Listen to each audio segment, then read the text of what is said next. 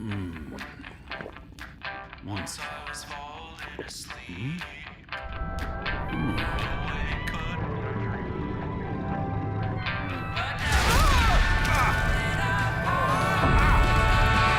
I'm not scared. My dreams are all I ever needed. She told me what I'd see.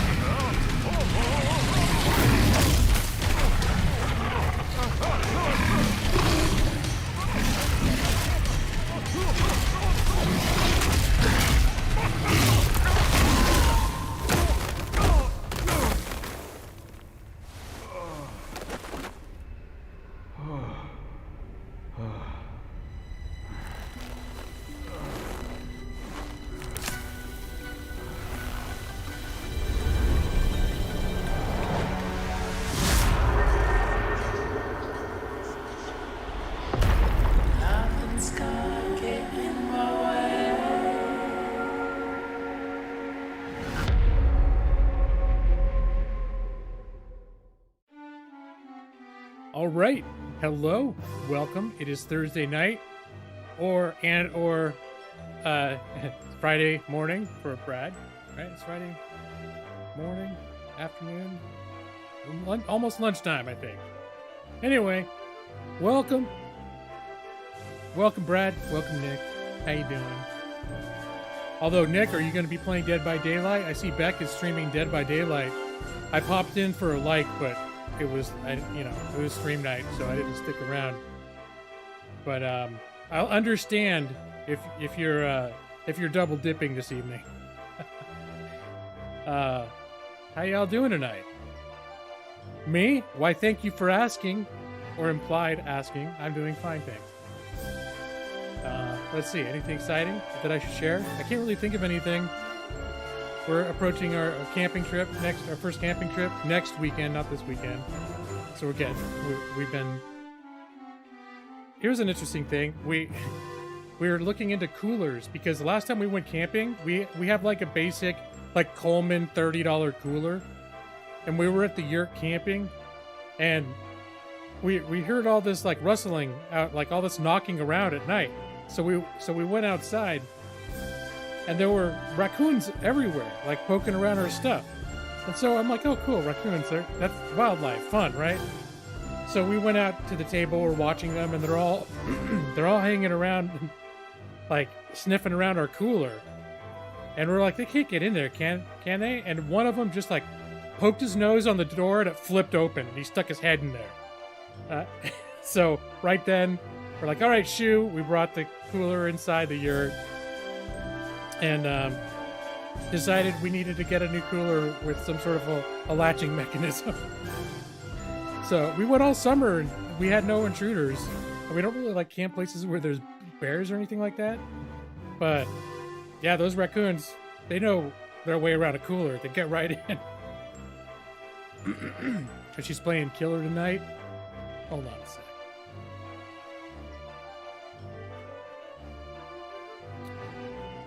It's possible I might have just had some Taco Bell, and that when I enjoyed Taco Bell, I have to clear my throat afterwards for a little while.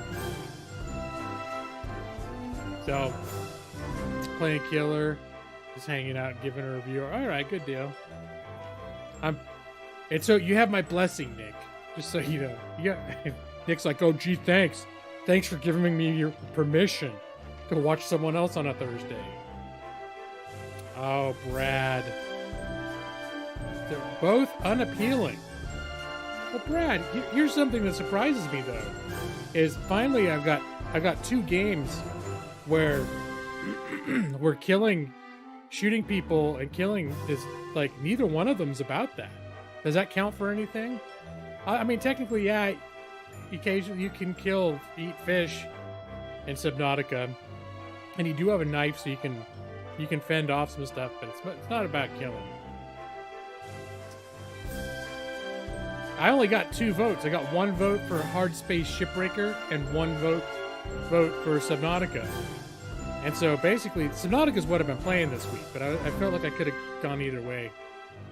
Because also, sometimes I feel like Subnautica is not the best game for me to stream because I have to think and plan what I'm doing. Oh, the raccoons get into your garbage cans? Yeah, the raccoons, they're sneaky. Lifetime brand cooler at Walmart isn't bad for the money. And it's animal proof. Maxi, that's what I was leading into and I've heard of the Lifetime coolers because we fell down, my wife and I over the weekend fell down a cooler rabbit hole. And they have all these videos on YouTube to channels that focus, it's like businesses that sell coolers. But they do like these cooler challenges where they'll get the top 10, like the most popular ones and of different, mostly higher end, and they'll fill them with ice and they'll put like 3 or 4 a couple sodas in each one, and then they'll close them up and it'll be like in Texas in the summer or Florida, whatever. And they'll check it every 24 hours to see how the ice is doing on all the chests. We fell down a rabbit hole. We probably watched like probably 6 or 7 videos, each one 20 minutes long, of people testing all these different coolers.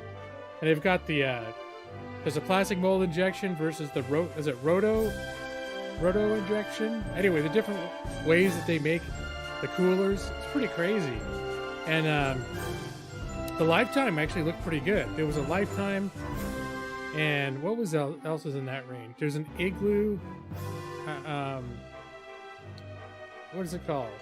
The Igloo MX. Anyway, they're both around $100. Rotomold. That's right. Okay.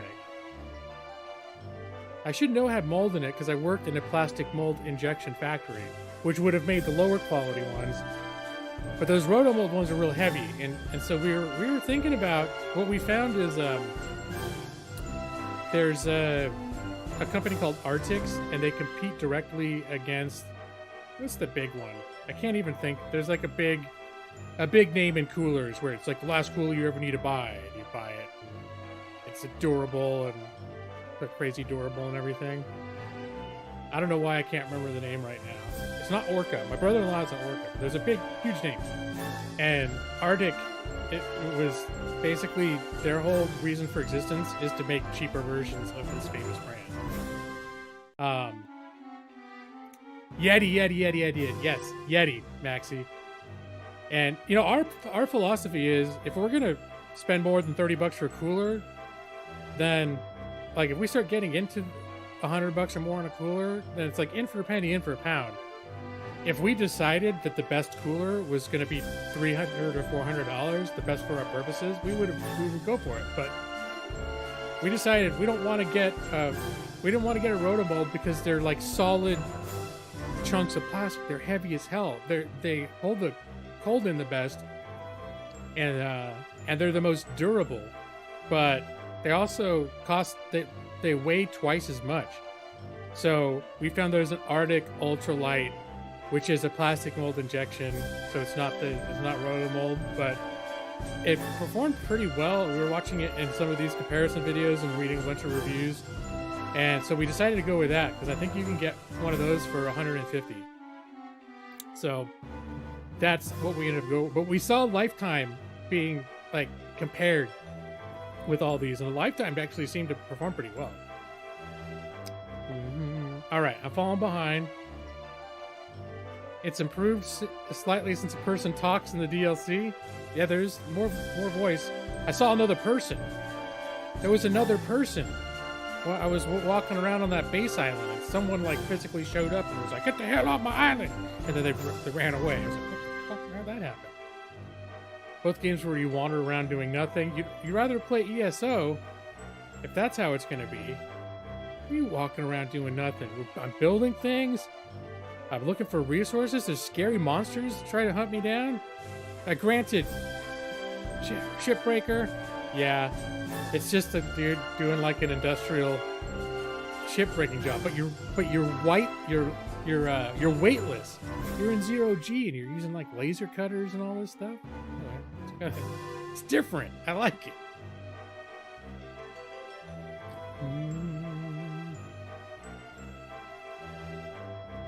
You should put votes in Discord and pin everyone. I actually looked at Discord a couple times after someone mentioned it. And do I have to actually use the Discord app or program? Because I use the web version because I've always had, for some reason, I've always had trouble using the app.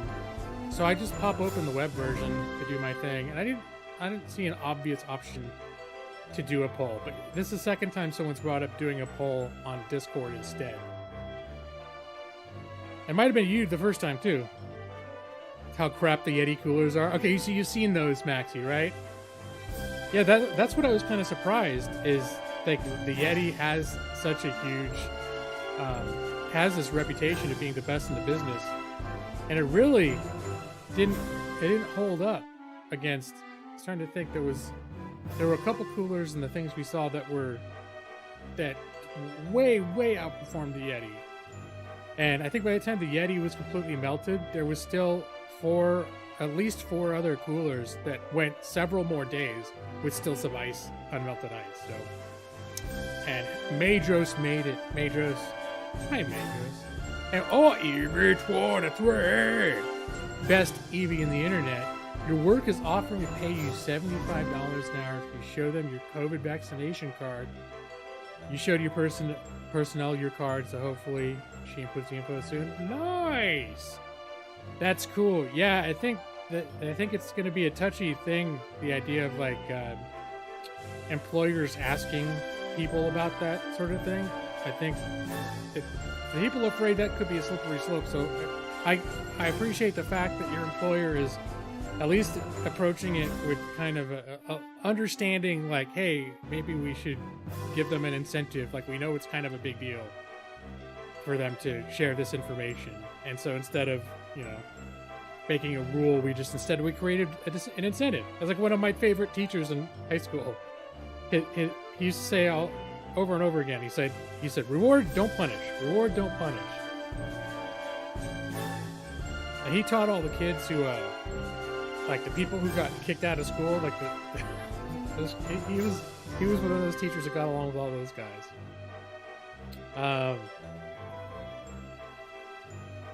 The download version of Discord is just a React app, so they probably won't see that. I would expect it the same, except I never saw an option to add a poll. Whereas when you're in Twitter, it's very clearly available anytime you're tweeting. It's like, hey, do you want to add a picture or a poll? Yeah, all right. Use the web version. One emote for this or two. Oh, so you mean like a manual, like, and then I count them later. Not some neat bar graph that makes a neat little graphic and shows percentage at the end. It's all fancy like the poll on Twitter. And hey, Alalee, how you doing? Is it Minecraft? No. It's not Nick. It's not the Infected. I haven't played the Infected for a couple weeks. I played it a bunch for the better part of a week, and then something clicked, and I was just like, this game definitely. I think it needs more time in the oven.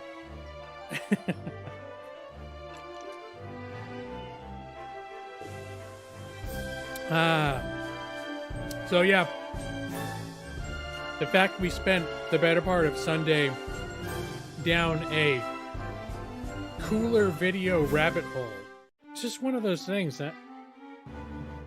Is this like a middle-aged thing or what? Or maybe it's just an outdoors aficionado thing, which I've never really been historically.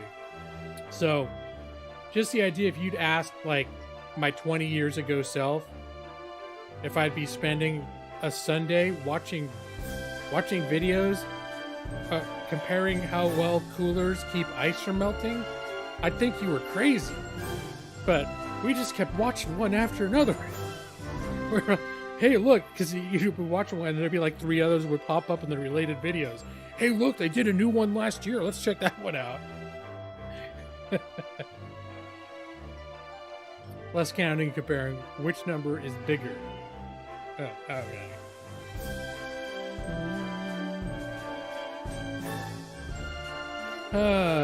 Rough because of inventory. You put in overtime every day since Sunday. Oh, gee. Yeah, that I can imagine. I know inventory because I used to work in retail, and inventory was crazy. I mean, I was lucky I never really had to do it. And we worked at this grocery store, and there was a company that we we would come in and do it, and I think it was once a week. And oh man, we closed at midnight. They would come in and they'd be there like the whole night. A whole crew of like 5 of them, maybe more, just going all over everything. I'll get everything, go through everything on all the shelves and everything else, and like scanning everything. It's crazy. Looked like a ton of work.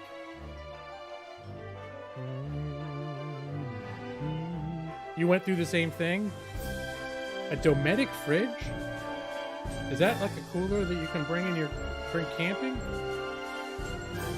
I don't think I've even heard of that. We were just looking at regular coolers. The big sacrifice for us was we're getting a cooler without wheels.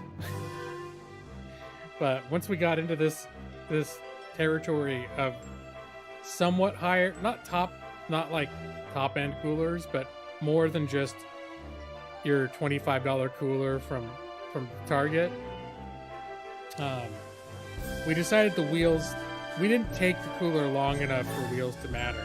And the higher end ones, if you start getting wheels for those are ones you like, they're intended to be things you could strap up, like hook up to a bicycle and ride 20 miles. And it's more like a bicycle trailer with like really high quality wheels. Today was easier, we had to do recounts. Yeah, that sounds like, that's a lot of work, Evie. So I feel for you, extra long hours.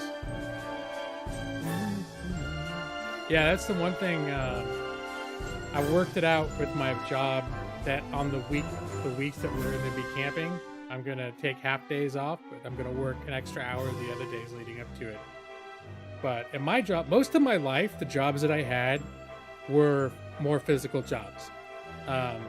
Like working retail, I've worked at factory work, I was a security guard, well, sometimes that was sitting on your ass. But other times that was lots of walking around and foot patrol as well, depending on different shifts, different jobs. But it's like, since I got out of law school, it was really the first time I really started working jobs where it's, your job is like, here, sit at this desk and do, like, work at this computer. And that's what you do. Once in a while, you will go to this conference room, you sit in these chairs, and we'll talk for a few minutes, then you go back to your other chair where your computer is, and you work more. And those jobs are tiring. I remember when I used to work physical jobs before, I'd see like the office staff, and I always thought like, oh, they're like royalty. I'm so jealous. Like all they do is sit around all day and push buttons. What a cush job. And then I think when I did workers' comp, I started seeing how screwed up people that work desk jobs end up, like how their bodies end up starting to fall apart. It's like, oh, maybe it's not so cool.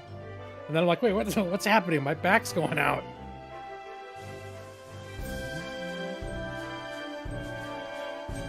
The longer you hold the blink.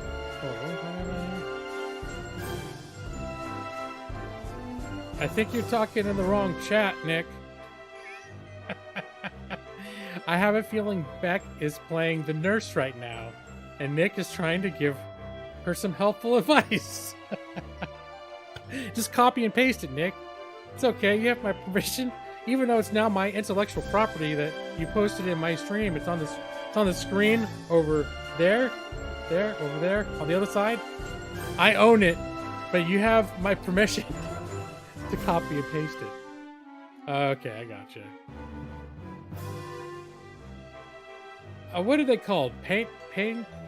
They sound almost like penguins, but it's like pinkwins or something. And they're basically this world's version of penguins. I got a little tuffle with them If you're carrying a fish in your hand while you're swimming, and you get near them, they'll steal the fish and eat it out of your hand. Maybe, I don't know if that's hostile or if that's like they think you're trying to give it to them. But I got up on an iceberg with them and I gave them a little like slice, like stay away, and I hit one of them and they didn't go over too well. Still not the K-pop characters. So if I got the K-pop character and play Dead by Daylight, would you like that better than Hard Space and Subnautica, Brad?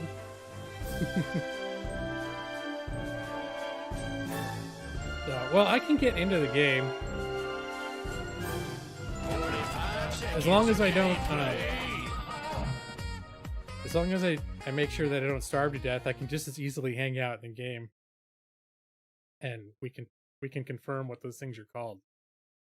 Once it does its 20-minute loading difficulty, you would like to see me play them exactly once. Okay. So, well, I never thought I'd hear you say you wanted to see any Dead by Daylight. So, you know, that's something. Get an evil penguin egg? I know you can get creature eggs. Is there an evil one, Allie? I never really messed with eggs. It's like, I don't know, what do I do with you put them in like a you get at an aquarium and you put them in there and then they grow, and then what do you do? I basically like getting two big walk-in aquariums that you can swim in, and I'll fill one with peepers and one with the bladderfish, and then that becomes my my food and drink dispenser. This one or the regular one? I would play the regular one first. I played the first one first. Because A, it's been out longer. So they've had more of a chance to develop it and fix it up. It's a lot bigger experience. And this one, you can definitely play on your own. You don't have to have played the first one to enjoy this one or not feel lost in this one. But overall, I think if you're... And also because the older one is probably more bang for your buck at this point, because you can find it cheap a lot of the time. And I mean, honestly, there are things about this one that are improved, but overall, I still think the original one is just bigger and better, larger in scope. The ocean is more vast, the landscape's more awe-inspiring, and not to say this one isn't good. This one's very good too, but the first one is better, I think. If they had polished up the first one with some of the mechanics in this one, that would be even better, because there've been some improvements in this one that I like. And hey, look, it's Gaming Lawyer. The other Gaming Lawyer, who is also another YouTube channel that is a real YouTube channel that puts out videos and so forth. How you doing, man? Bladderfish. So, I made my base. Oh wait, hold on. Let me go in. Let's see what those things are called. I started building a base though. It's my base, obviously. Welcome aboard, Captain. And the database. Research, alien data. No. Indigenous life forms, fauna. I think they're carnivores. Penguin. It basically sounds like penguin, but it's penguin. Go to talk to the woman who wanted to tell me off her. You know what? I can't yet because there's this little thing that says pilot last known permission, but I actually went out that way, and as I got closer, I realized that the depth of where that signal is coming from, that's like, I don't know if that's where she is, but that's the last known position I have to get to in order to look for her. And it's too deep.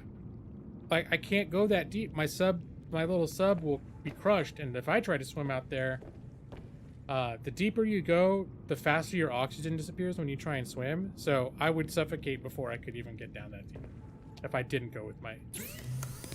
We need one, Ollie?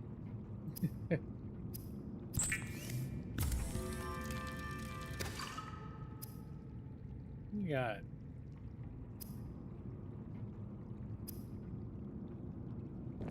Oh, I've got all these things I want to take off my menu. Realize I had made myself compass. I can take that off. That's one of the things I like about this. I can't remember if that's in the first game either. Is where you can pin the recipes by right-clicking them. So let's see. I don't need this right now. I don't need this right now.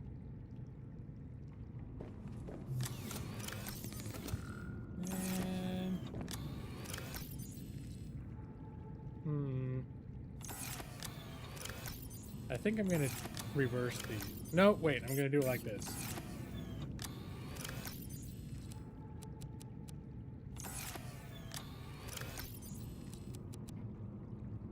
I bring the silver in. See, it becomes this big, like, organization simulator for me. Silver and gold on the last one. There we go. Let me have some drink. And I gotta put away... Oh, that old peeper. I need to get some salt so I can make preserved peepers. That's the ticket. And I don't want to bring that with me. All right, gaming lawyer.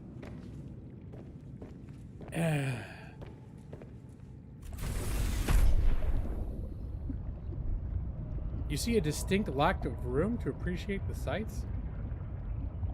While I appreciate myself?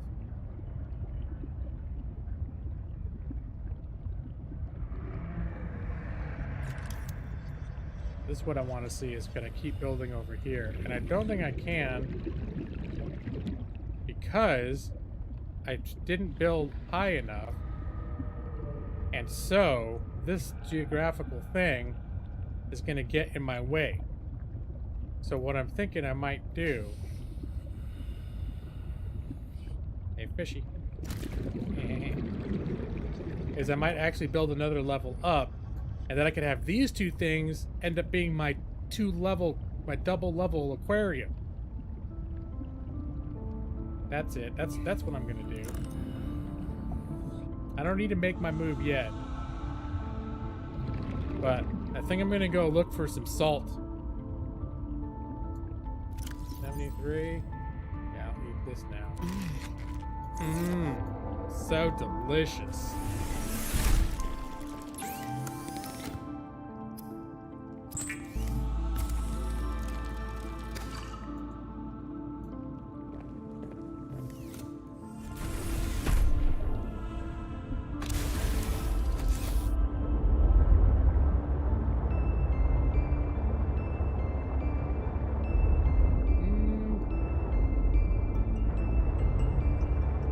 I think I'll pick up these little crystals too.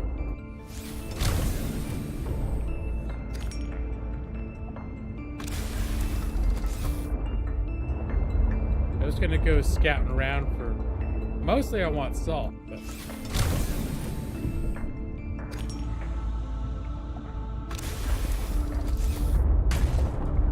Oh, speaking of salt, there's salt.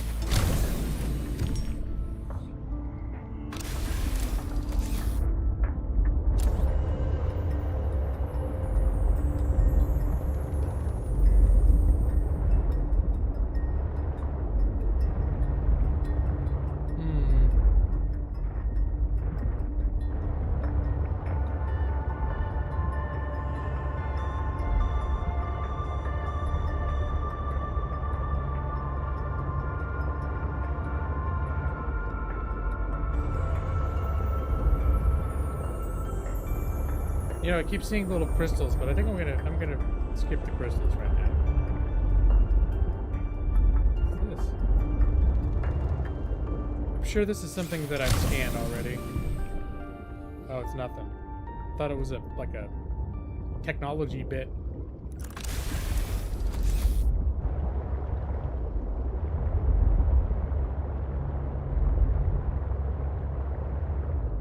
Oh, and Nick, I don't know if you noticed, but do you see what I named the base?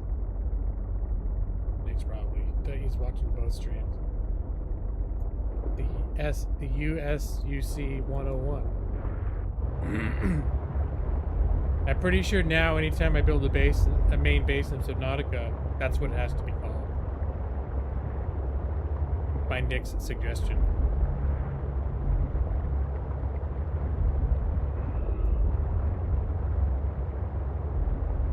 Alright, there's some salt.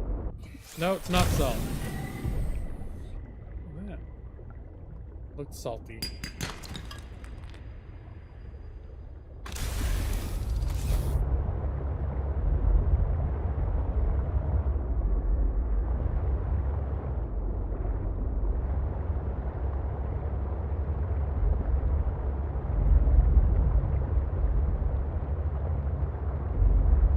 Maybe I'm going the wrong direction for salt. Okay, I don't want to mess with whatever that is. There's some big nasties, some big bads up there.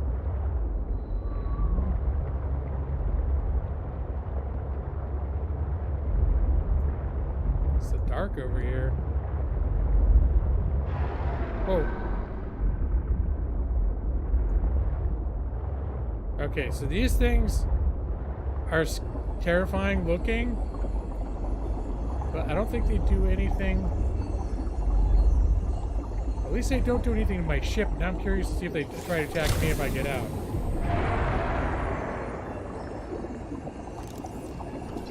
Eye jelly.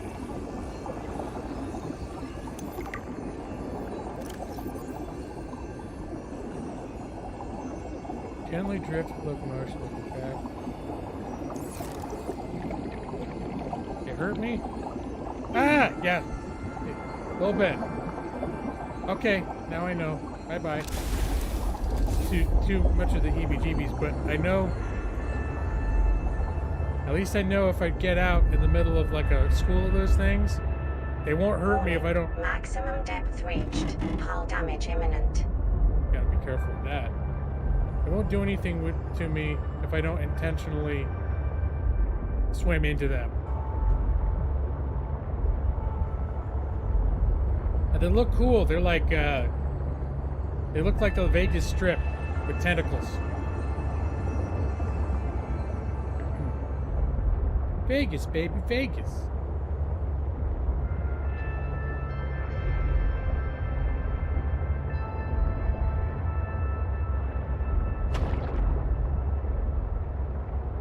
So much for my salt expedition. Alright, this is not a good way to go to find salt.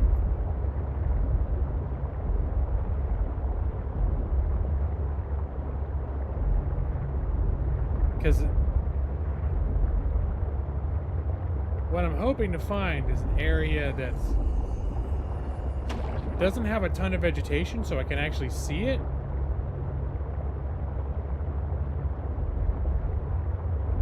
But that also isn't, like, surrounded by horrible creatures that want to kill me.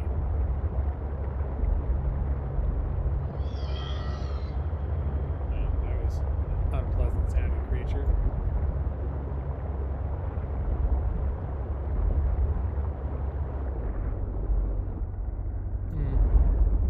Well, I don't think there's salt in that biome.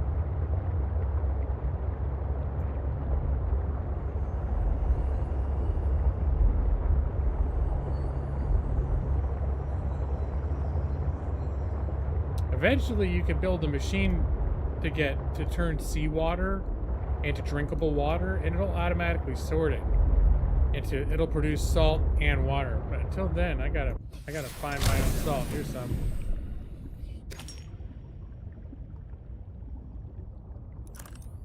Here's 2. Here's 3. Okay, I found. This is a salty area of the sea right here.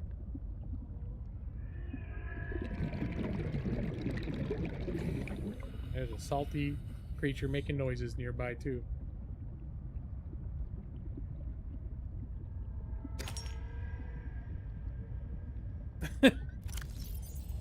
Sheesh, Brad. That wouldn't be very nice. Why would you do that to my carefully cultivated, fresh drinking water?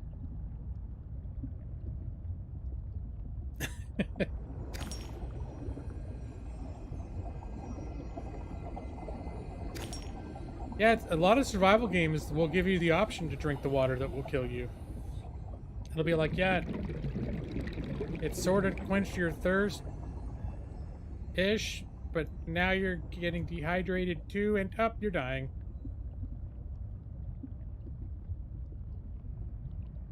Alright, am I... It just seemed... I feel like I want to keep looking because this area was so generous with the salt. I'm gonna need to head back. Oh, there's more salt. Okay, no, I'm gonna do it. Some more over here.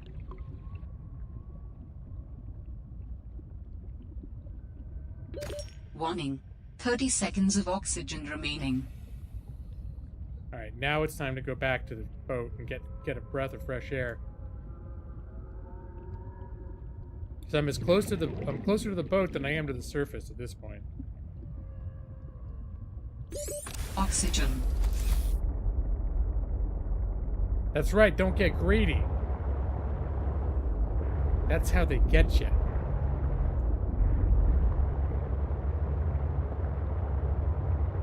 Here's some more salt.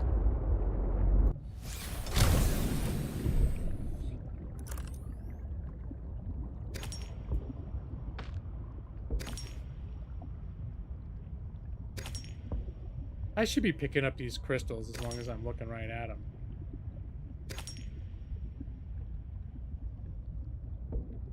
So I know I'll be using them. You need them to make lockers and containers.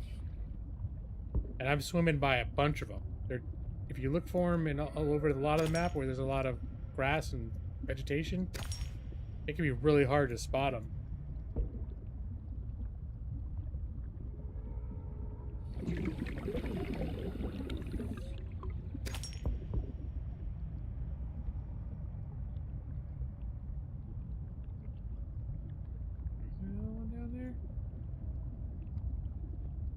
Ooh, what's that?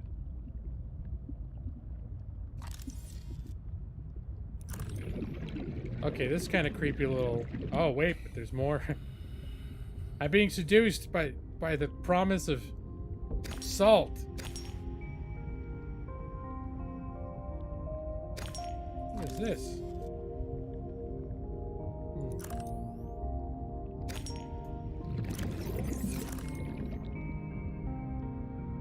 I also was gonna get peepers. Come here, peeper.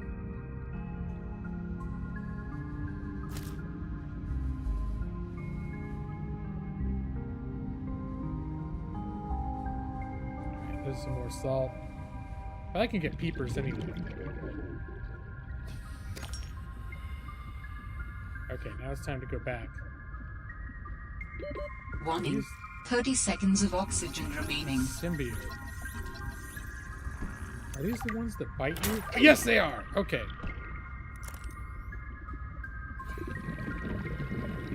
Little itty bitty fish. Very nasty. Very mean. Just don't underestimate the power of the salt tide. Alright, it's probably time to go back to USUC 101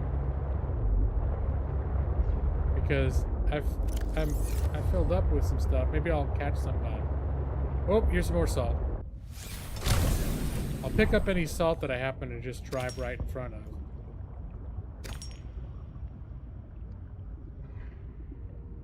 Here, I'll grab this.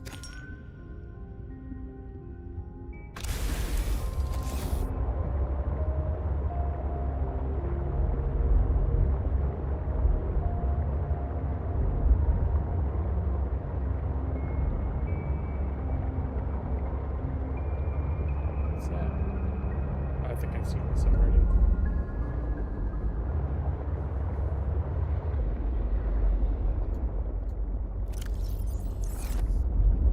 There. The shark thing, those things are aggressive, but he slips far away. I think I'm gonna get out and scan this thing.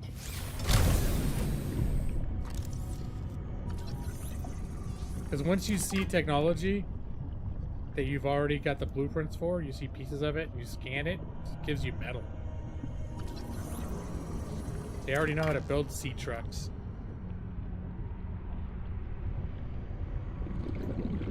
Alright, I'm basically full. I should go.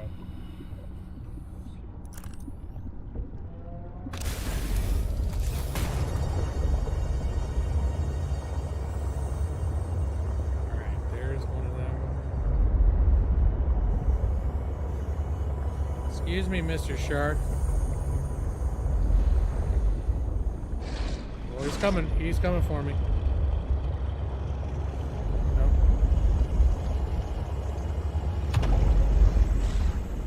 Oh, he came. He chased me for a while.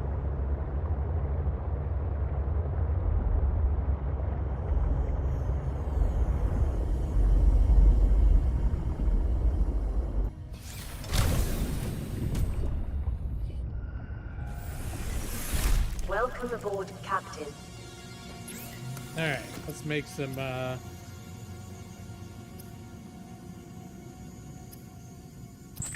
cured peepers.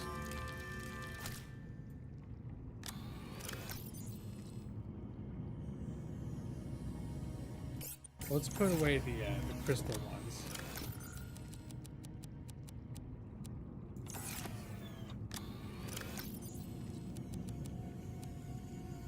And hey, what's up, Chevy guy?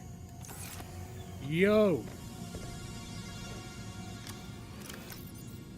And let's get the peepers out here. I think I'm gonna have one fresh peeper because I'm hungry now.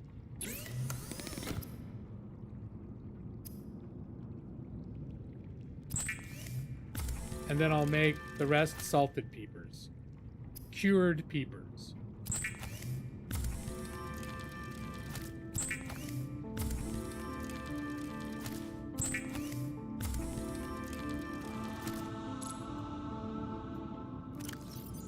Let's see, we have that. Good. Oh, I'm really in. Should I make a specific...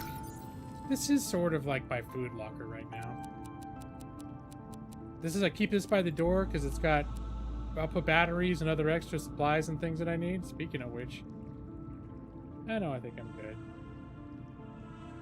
I want to have a second battery on me.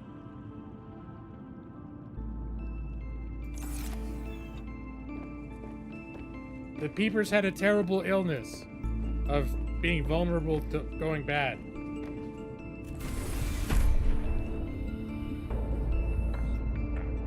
Hey, but I cured them of their propensity to go bad. Perishability syndrome? Is that what maybe we could say I cured them of their perishability syndrome? I should chase these guys during the nighttime because they're wily. They're fast. Come here. During the day at night they're more slow. And less darty.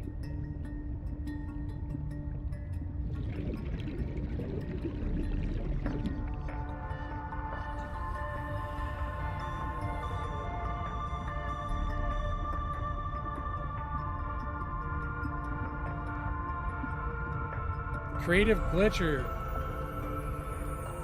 Don't take this to mean that I don't have the utmost respect for you, but no, my unknown person who I have never heard of before, you may not be a mod.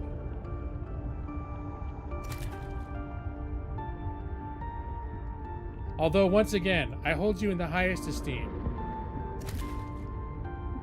It's perfectly respectable to want to be a mod. It's a powerful and prestigious thing.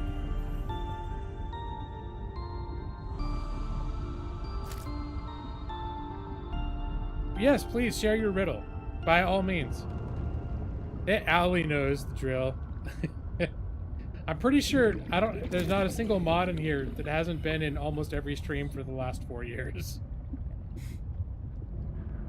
And most of these people have been in almost every stream for the last 4 years. So that's why you see a lot of mod. But it's not because I just don't want you to think that I give mod out to everybody and then you came in and I'm like, no, not you. Oh, I'm going to die in 12 seconds if I don't breathe air. Oxygen. Yeah, oxygen. I'm not falling for that old song and dance. No, I wouldn't say it's similar to No Man's Sky. I mean, it's similar in the sense that it's sort of an exploration thing. But No Man's Sky is about a huge procedurally generated world, whereas this is a handcrafted. It's not randomly generated. It's a handcrafted world. There's actually a specific story going on. And I guess in No Man's Sky there sort of is too, but this one's a lot more focused. There's particular areas to explore, and like a lot of what keeps you from exploring now is there's a few. I'm seeing signals that I want to, like, distress call, this, that, but when I get close I realize they're super deep, and I can't go below 150 meters in my little sub bot without getting some upgrades, and I have to be able to get the materials to build an upgrade station, and the materials to do like a more depth. So you get gated in that way as an incentive to keep exploring, finding better resources, because you can go down and down and down. Like, there's all sorts of stuff to explore just right under my feet.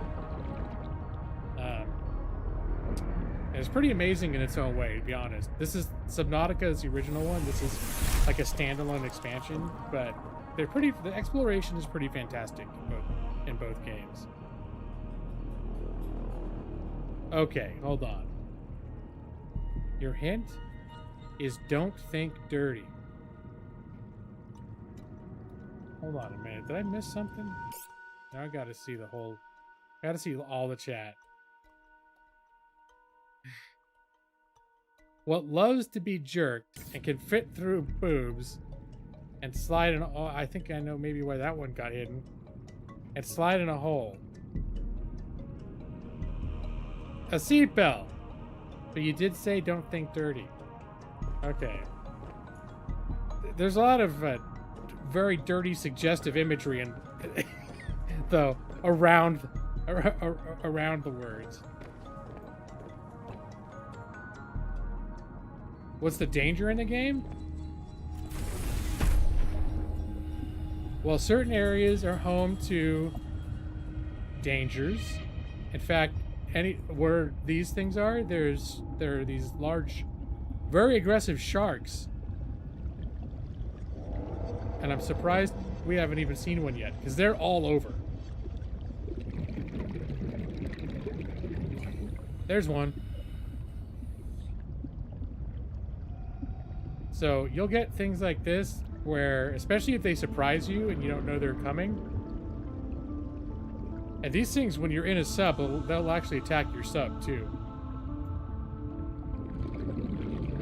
Alright, so it's because I'm behind him, he hasn't come after me yet. Okay. Oh, shit.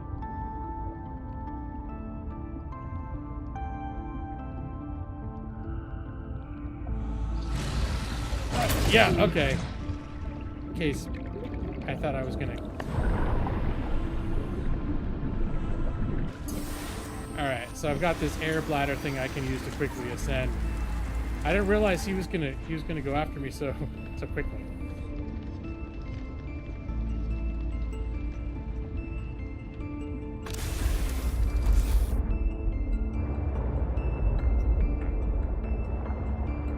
Alright, let's hear the one that'll break my brain. Now here there's even more screwed up. This area, if you listen, they'll make horrible noises when you get near. Yeah. Those things will wreck your shit. And the further and deeper you go, okay. Whoa! The more, okay, going.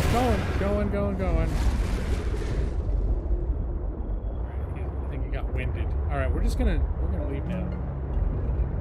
There are larger and more terrifying things than that.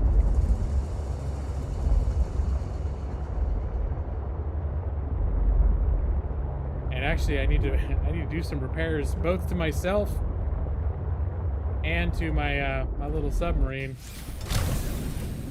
Let's see, do I have my repair doohickey?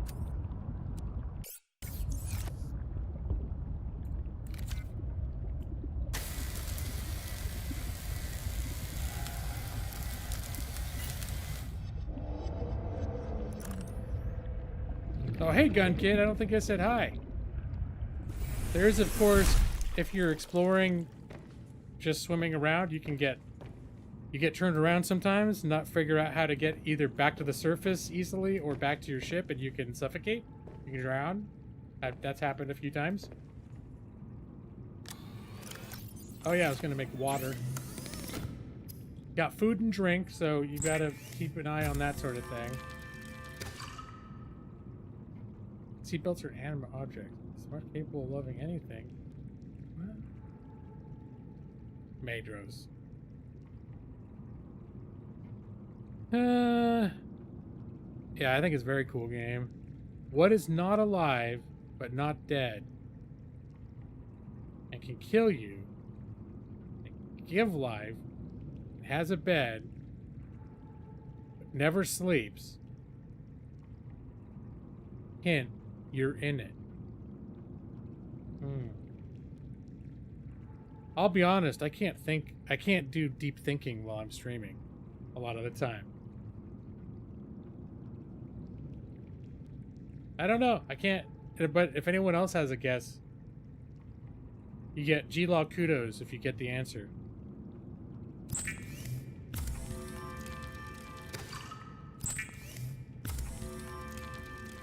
Yeah, one thing about this game I wish I could change is the hunger and thirst rate sometimes feels a little bit aggressive.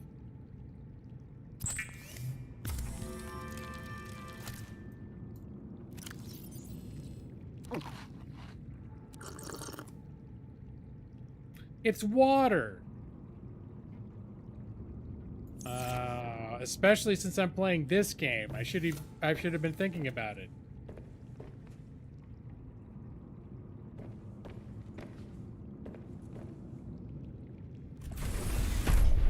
All right, so there's day and night, and now that it's getting darker, these guys are going to be more lazy and easy to catch. These peepers, the ones with the big yellow eyes, they're, I believe they're the most nutritious fish in the game. Eventually, I'm going to build a large aquarium and let some loose in it, and then they'll breed, and I won't have to go out and catch them out in the wild. You just go in your aquarium, swim into a school of them, and just pick them out as you need them. But there's enough right here that it's not that hard.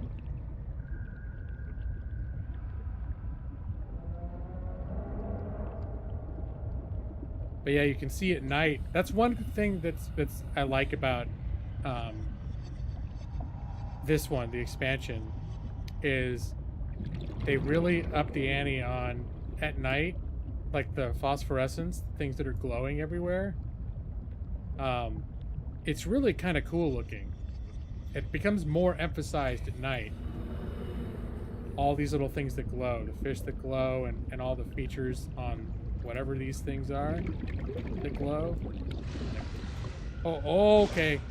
All right, time to go.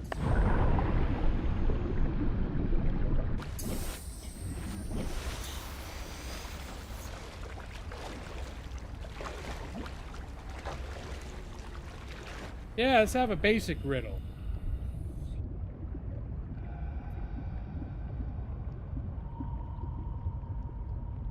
Alright, we'll go back in here.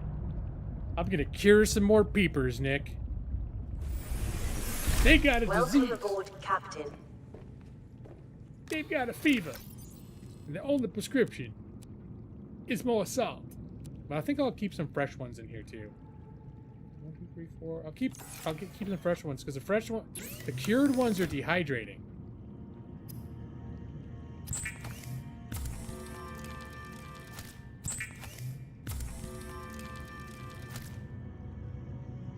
What gets wet when it dries? A towel, Gun Kid.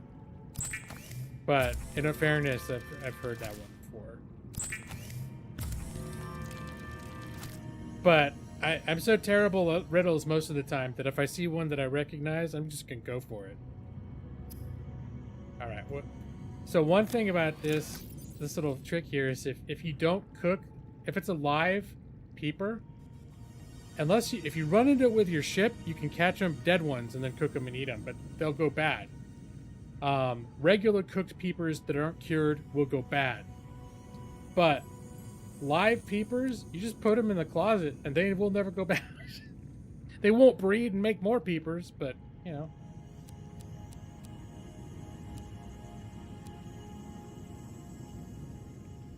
No Uratel! You want to get high? Anybody need a towel? Do I need... Yeah, I go through water pretty quick. Alright.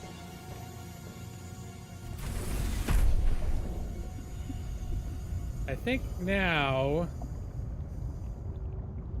what I want to do is I want to build my second level. So I'm gonna go and I've got a bit of titanium. That's the basic building metal in this game. I've got a bit already, but I'm gonna go dig up some more, because when you're building, you start going through that titanium pretty quick.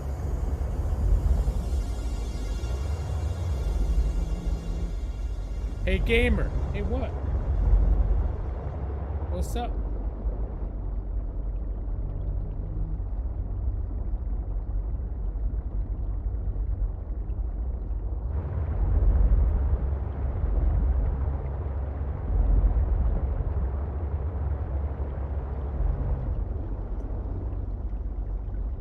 Oh, is it lithium? Yeah, I've got a little bit of lithium.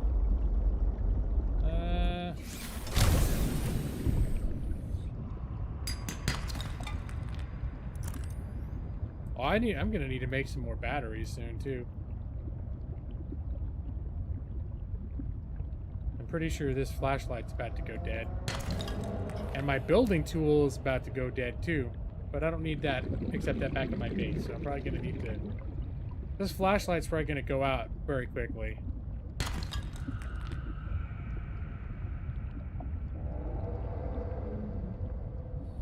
Alright, wherever you are out there, you just keep your distance. You don't bother me and I won't bother you. Not that I could. We'll have a truce. You don't eat me and I won't get stuck in your teeth. Deal? That's basically the only... that's the only retribution that I could enact. It's like, I'm gonna get stuck between your teeth. It's gonna be very uncomfortable because I know for a fact that sea monsters do not have toothpicks.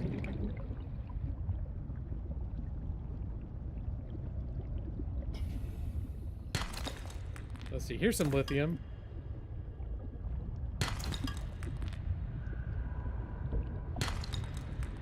Before you say anything, right? Entities that breathe in air die. 100% of entities that breathe air die. So air is poison.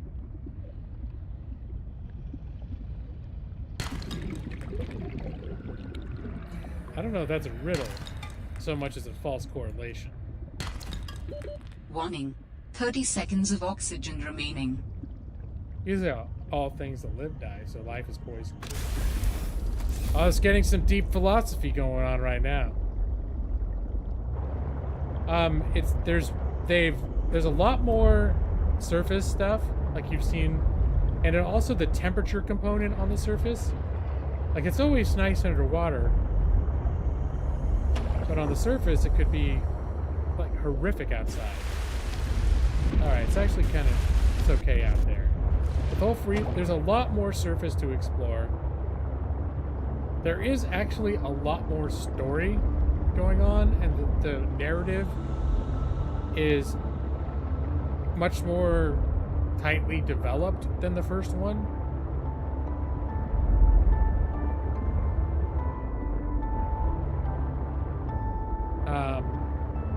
The environment is much more dense than the first one, so the map, square mile wise, is smaller, but there's a lot more going down and a lot more going on per square mile, and a lot more verticality in a lot of places.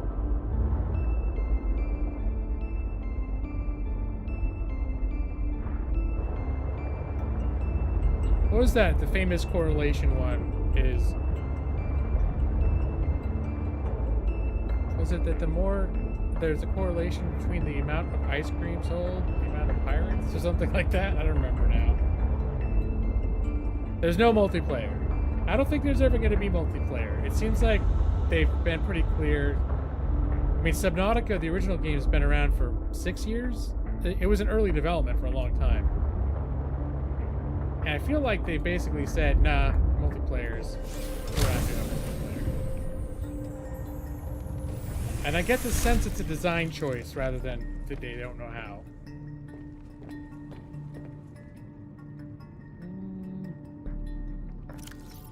I really didn't get too much stuff, did I?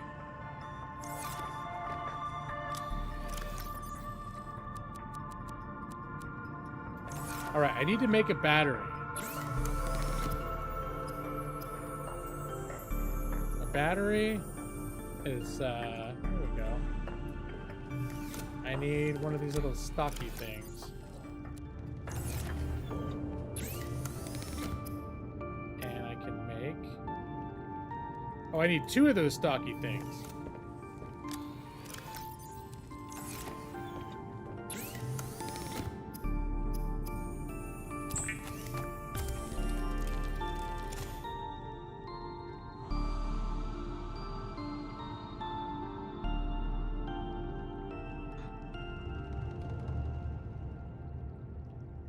A faulty syllogism. Did I even say that right? I've heard the term before.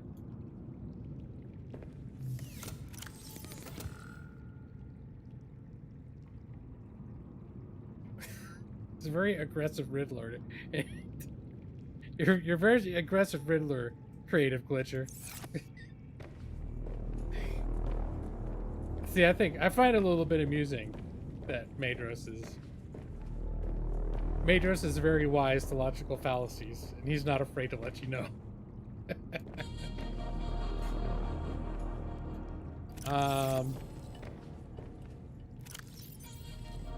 All right, the battery.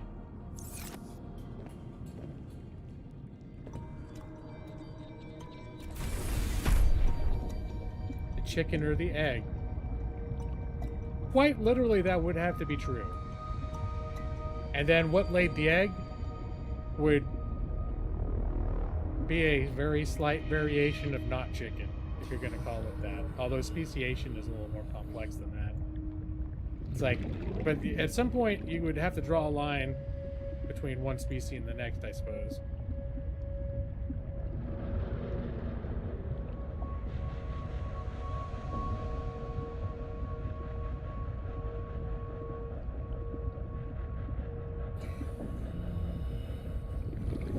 Chevy guy, you laid an egg? I got a bird. She's excellent at laying eggs. Oh yeah, I need to oops. Let me get my builder thing out. This was the plan, man. Build a second level here. And then I was gonna move these guys up.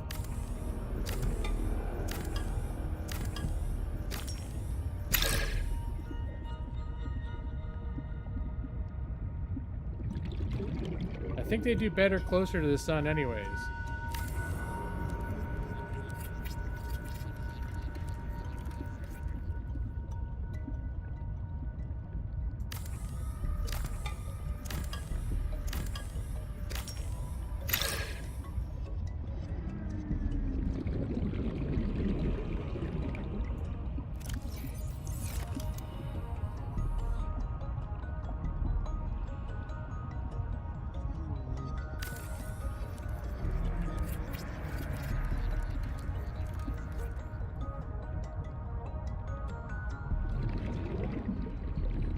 And let's move our little beacon. Oxygen. Oh. There's no reason for that. No reason to swim to the Welcome surface aboard, Captain. when I'm 5 steps away from my front door. Let's have some water though.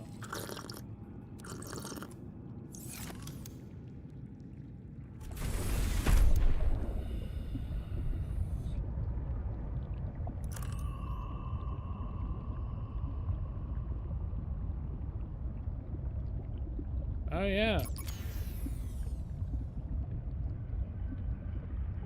I like that dinosaurs, that birds came from dinosaurs. That's why Chauncey acts so aggressive when she wants me to give me some of her food. It's like she's only this big, but something in her little walnut brain thinks she can mess me up if I don't give her what she wants. So I have to appease her. Little peanut brain. Probably walnut is too generous, huh, Chance? Alright, so now this is... Let's lower this a little bit, though. Come on. Can we, here, put it right against the roof. And we'll call it... Oh, it still says the USEC 101. USEC lol. Nick. I did. I think you weren't looking, but I pointed it out earlier, the first time I went away, that, that this is the USUC 101 is the name of my base, and that that Nick, I believe from now on, based on this thing that you started, that basically every base I make from now on is going to be a USUC base. Alright.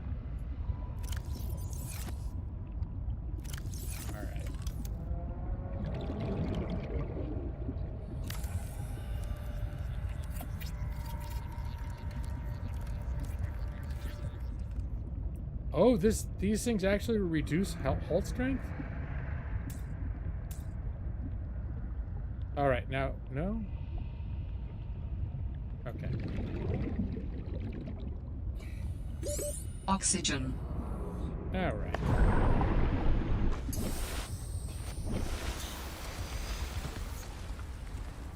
You like that name, Nick?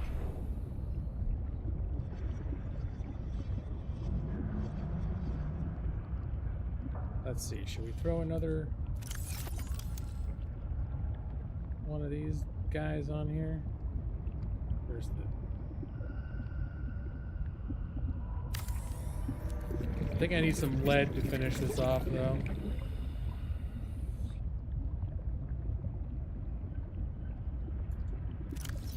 Okay, let's bring this to #1 spot.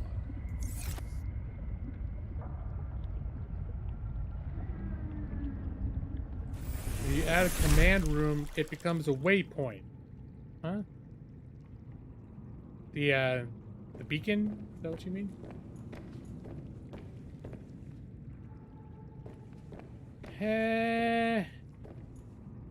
Where did I put my, here's my lead. Forget how many I need. I'm just gonna grab some. Yes, I grabbed some.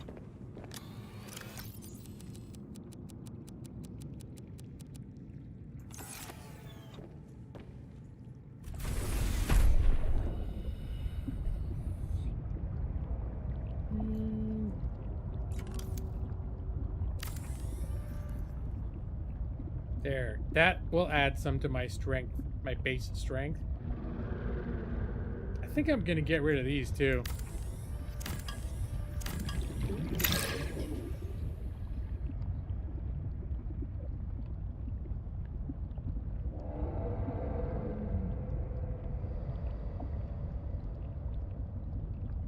There we go.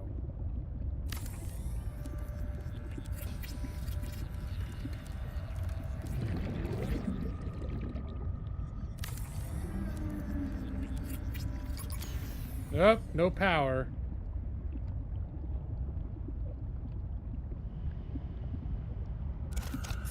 There we go.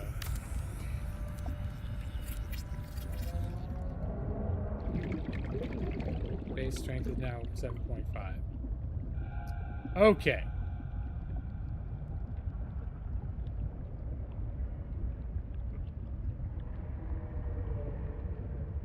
Only lawyer can answer. I don't know that, but is that really? I mean, we've got this is a community. This is a community situation we got going on here.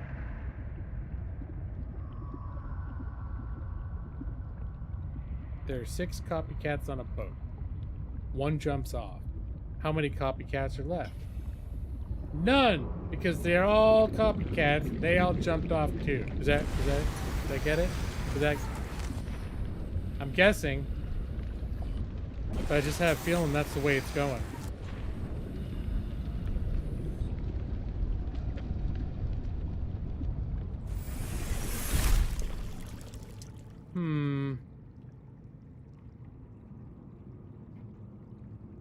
Well, now the question is, because this could be a big pain in the ass, but I was thinking I might want to make the upstairs my main level, but it doesn't matter right now.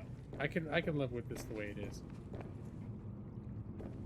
Hey, I got it right. Sweet. There's 3 guys in a boat. One has a cigarette, but no one has anything to light them. What do you do? 3 guys in a boat. One has cigarettes, and no one has anything to light them. I don't know. I mean, I would just not smoke, because that's what I do. Smoking is bad for you. But if the objective is how do you smoke the cigarettes while you're on the boat, but you don't have anything to light it with, I think you don't smoke them, too. I don't think you can light them.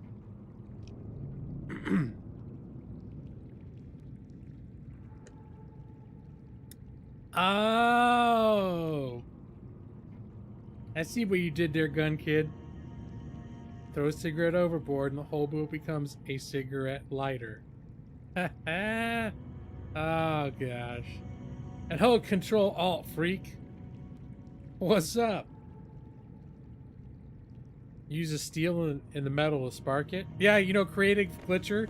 That was where my brain was going too. Like, can you just rub it against the boat real fast and it'll catch on fire or something? I don't know. Friction causes heat, but then wouldn't the cigarette crumble first before you could get it to go that fast? Because it doesn't have that much structural. And then I'm like, okay, I don't think that's gonna work. I went through all those little scenarios in my head and was like, I don't think any of those answers are gonna work. Throw it all overboard if it ain't weed. But let's all be scolded about smoking. Yeah, I was not trying to scold anyone for smoking, because I smoked for 20 years. And nothing worked less than someone telling me like, hey, you know that smoking is bad for you? Did you know that smoking is bad for you? And I'd be like, in fact, that voice that I'm doing right there is exactly how I made fun of people that told me that smoking was bad for me. Because smoking is like a weird habit. But it's not that you're not aware that it's bad for you. That's not the problem once you're in it. You know it's bad for you? Just made me want to smoke more. Like, man, this person's getting on my nerves. I need a cigarette. You know how to smoke because your mom was shoving alcohol and cigarette down your throat? Well, that's suddenly taken a dark turn when you were as a baby. That does not sound like a good experience. I'm sorry to hear that, Creative Glitcher. You only smoke weed, but it depends on the wordplay. And hey, Kara the Shapeshifter, how you doing? It's been a while. A little while, not too long. Maybe, what, a few months? They added a creature for the void in this game. Oh, I haven't played it. It's been over, I looked and I think it's been a bit over a year. I think I did play it last year. A little bit. Or actually, I played it, I think at the beginning of last year, and I played as far as the story content had been made. And I was really enjoying it, but then I decided I'm going to stop until they're done, and then I'll come back and revisit it.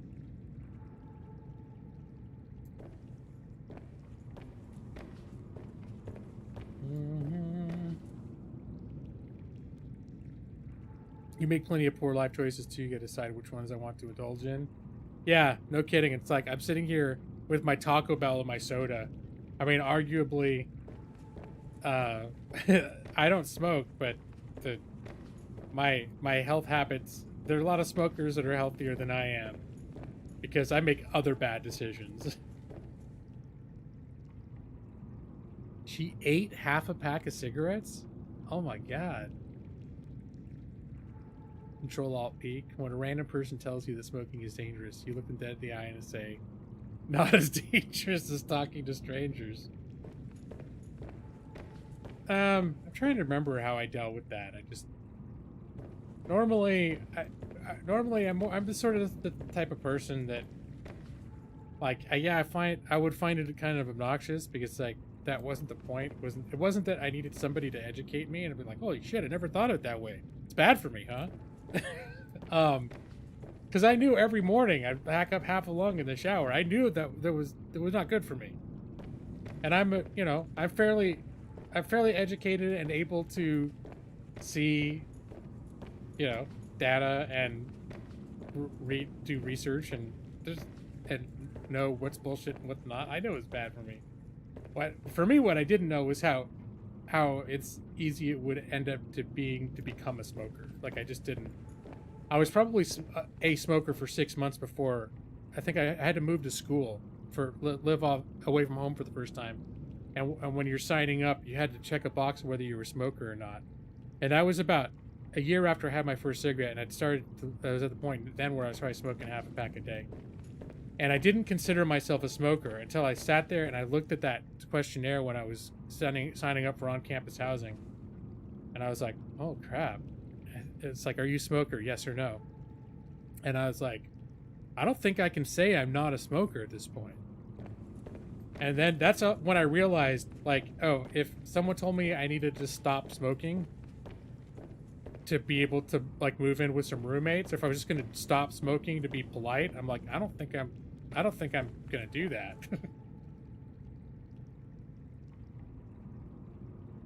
You smoke, you make an effort not to smoke around people. I could be in a casino full of people smoking and still ask a person if they mind if I smoke. No, that's totally fine.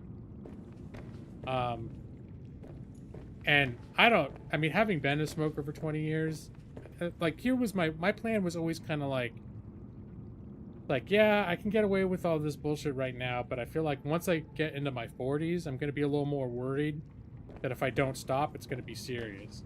And in my when I turned 40, I quit smoking cigarettes. And part of it was that my wife quit because we both smoked, and she didn't even tell me. She'd been quit for a month, and she was like, hey, yeah, I haven't had a cigarette for a month. And I was like, well, shit, maybe I should try too. Because it's not like I didn't think I should quit. I always felt like I should quit eventually. I'm just not in the headspace to do it right now. And we tried a few times over the years. And drive ourselves crazy for a month or two trying to quit smoking and then fall back into it again. It's hard. It's hard. And you're not always up for it. When you're a smoker, you're just like, well, it's like, jump. What do I think about? What are those merry-go-rounds where they spin them and stuff?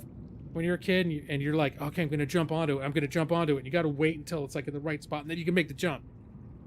And for me, that's always how quitting smoking was. It was like, I knew it. I've always felt like I needed to do it. And it was just like, and I tried a couple times and it didn't stick. It was really hard. It didn't stick. But I still knew I wanted to do it sometime, and I was just going to do it later. And when I finally did it, I switched to e-cigarettes, and it made it a lot easier. Because people were like, oh, that didn't count. And I did e-cigarettes for a couple years. But e-cigarettes were, for me, a lot easier to quit than regular cigarettes. When eventually I decided to cut out nicotine altogether, all I did was I lowered the nicotine dose of my e-juice. And so I got down for a couple months, I was doing e-juice I got down to no nicotine. By the time I quit that, nicotine hadn't been in my system for a month or two.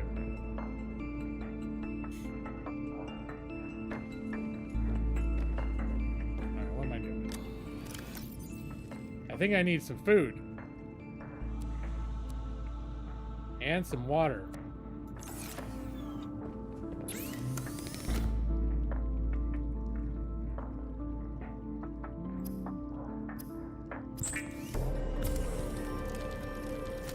Six packs since January? Holy crap, Brad. That's not very many cigarettes. I used to smoke a pack and a half a day. So yeah, that was like 5 days worth or so. 4 days? That means 6 packs. 4 days. 1.5 times 4. I think. Yeah, it is.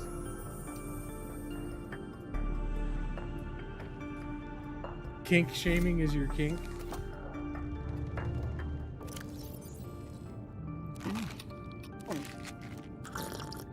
Oh, I've burned through all of my my food and water. Do I still? Okay, so I got a dead battery. You know what? I should make a. What do I need to make a battery recharger? Wiring kit, copper wire.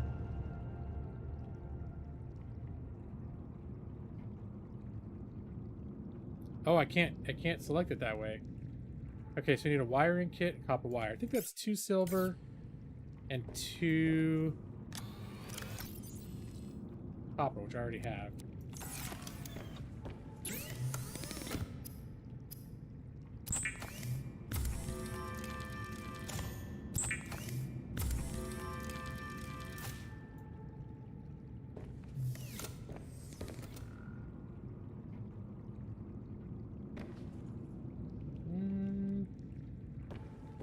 Can I put it on like a wall here? That'd be cool.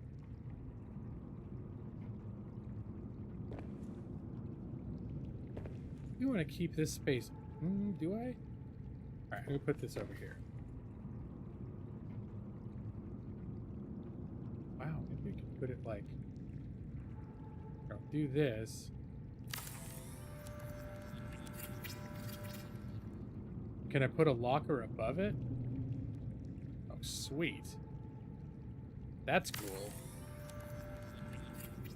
So that's where I'll store all of my batteries and stuff. My batteries and my power cells.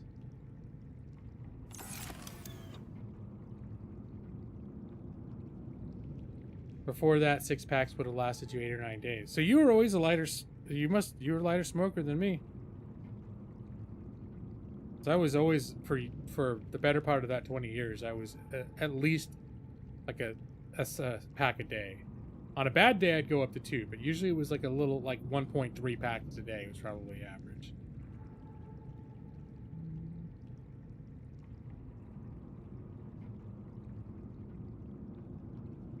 You were ashamed, but then you went to a kink site for it? Are you talking about those sites?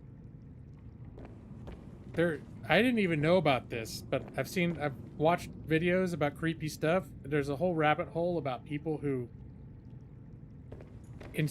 they smoke insane amounts until it kills them, and they chronicle it on like a YouTube channel.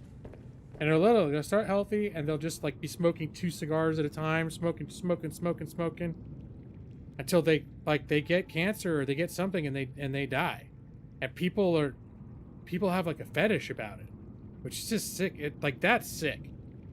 I'm sorry if that's what you meant by now. If there are people that think it's hot watching somebody take a drag or whatever, that's a little different. But there are ones where like literally they want to smoke so heavily, and what like turns the people on is seeing the people become ill, like deteriorate from smoking too much.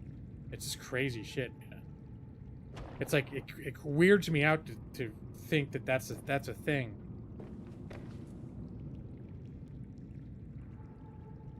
Why there isn't any Emperor Leviathans in Subnautica below 0? This is the first Subnautica.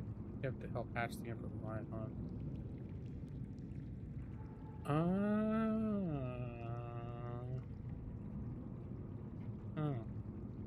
Alright. Do I have enough to make a reinforcement? Let's see, you mean this? Oh, lithium! Okay, so yeah, I guess... How much was it? 1 lithium. So I don't need to make reinforcements at the moment, but I have enough to make 3 right now if I want it. 15 years ago, you worked for a porn star and you've seen things. My first job was a video store, and it was an independent video store. It's like actually, I think the store started before Blockbuster became a thing, but it was just a few years before Blockbuster like rose and became everywhere. But that was one of the things that the private stores had that Blockbuster didn't. This Blockbuster did not have an adult section, so yeah, that was fun. I wasn't allowed to go in I started working when I was 15.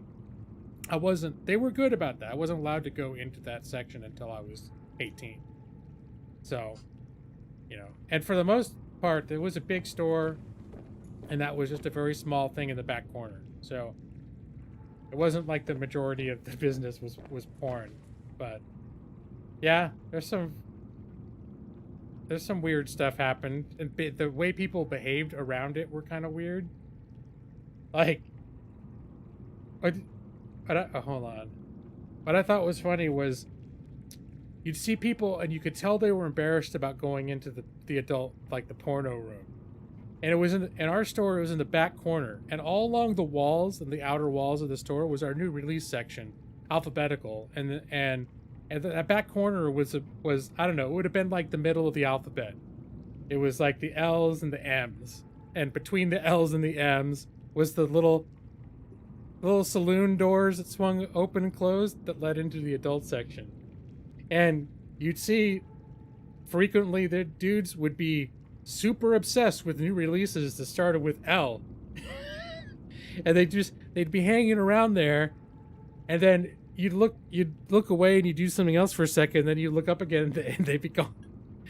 But the thing is, there was one of those fisheye mirror type things where you could see inside, because the swinging doors led to this very short hallway, and then the movies were around the corner, so you couldn't actually see the movies through the doors. You had to go around a little corner, and at that corner was the big mirror, so you could see if there were people in there or not. And I always thought that was funny, because it was a definite pattern where people would pretend they weren't going into the porn section, and they'd be like hanging around, like building up the courage or the subtlety to make their move, and then boom, they just, it was mysterious. You never see them go in. You just get back and they'd be gone.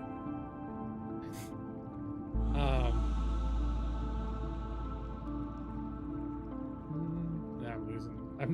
I'm missing chat now for sure. Your kink is being younger than you actually am, but what? I remember an old neighbor who smoked so much the walls of her house had a layer of brown soot from the... No, that happens. And it doesn't... You don't have to be that thick of a smoker either. Like, it just... Especially if you're in a place for a long time. We lived in an apartment for 10 years, but actually we only smoked for the 5 of those years. But when we moved out, like, we used to go and we wouldn't smoke in most of the apartment, but we would smoke in the bathroom. There was like a window in the bathroom, so we had the window open. And I think we even had a little fan that we would set up to like both smoke out the window. So we would that was a room, that was our little smoking room. And we'd go in there and smoke.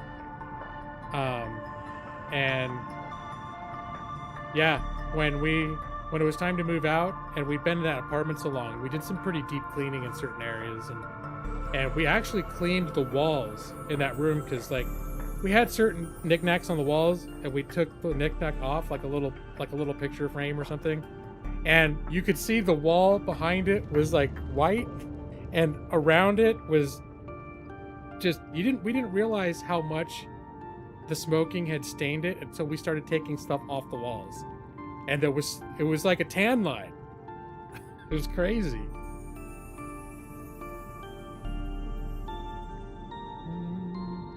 You wish you had a feeder? Not gonna lie, sounds nice to have a girlfriend that cooks. Well, I'm a bit, my wife and I are both a bit overweight, but that's like the feeder fetish. People that eat too much on purpose just to get fat. don't. That's another one. That's another trend where it's like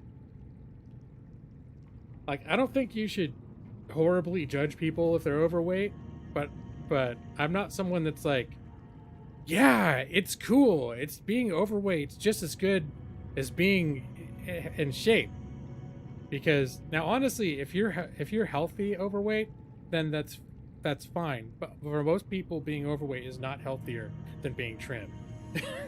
And it's not something where you should, like, I don't sit here and go, oh, it's not a problem that I'm overweight. But being overweight's a little bit like smoking was for me. Like, it's the same thing going on in my brain. Like, you know, you need to lose some weight, but it's like, oh shit, yeah, deal with that later. And make various efforts at various times to like kind of steer in a better direction. I have certain habits, like I stopped drinking. Well, I'm drinking soda right now, but I used to always have soda on hand, and now I drink water 95% of the time, and we don't keep soda on hand most of the time. Like 90% of the time we don't have soda on hand, and we'll just get like isolated sodas at certain times. The old porn vid on beta tape. Put 2 boxes, video some other stories, and weed out the ones that weren't allowed to put on the shelf. Oh geez, how far have I gotten in this game? It's hard to say because I played it previously. Right now, I haven't gotten that far at all. I've gone to the Delta station and gotten the stuff there. So obviously, that's where you find a thing that lets you build bases. And the other things that have come up since then are there's that pilot. You have a signal for the last known position of the pilot. You have the alien distress call. I can't get to either one of those things because I only have the basic sea truck with the 150 foot or the 150 meter depth capacity. So I have not, in terms of the progression in this playthrough, I haven't gotten very far. When I played this in early access a year ago, well, long before it was complete, and we probably only had about 30 to 40% of the content in, I got a bit further where I had a long sea truck and I found all sorts of like bases further out and went way down into the very bottom depths and everything else. But it didn't have the intact story. So when I went on this playthrough last week, I went to the Delta station and I was walking around, and the person in the mechanical suit like dropped down and was like, "Get the hell off the island, get out of here," or whatever. And I was startled because I had no idea that was going to happen. There were no other people when I played this before.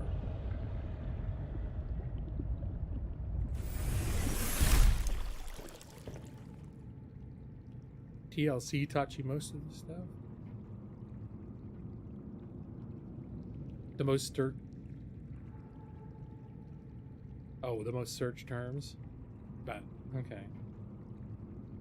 And that's how you learned about your strange addictions, was by learning what other people's are. Some stuff, man, I swear.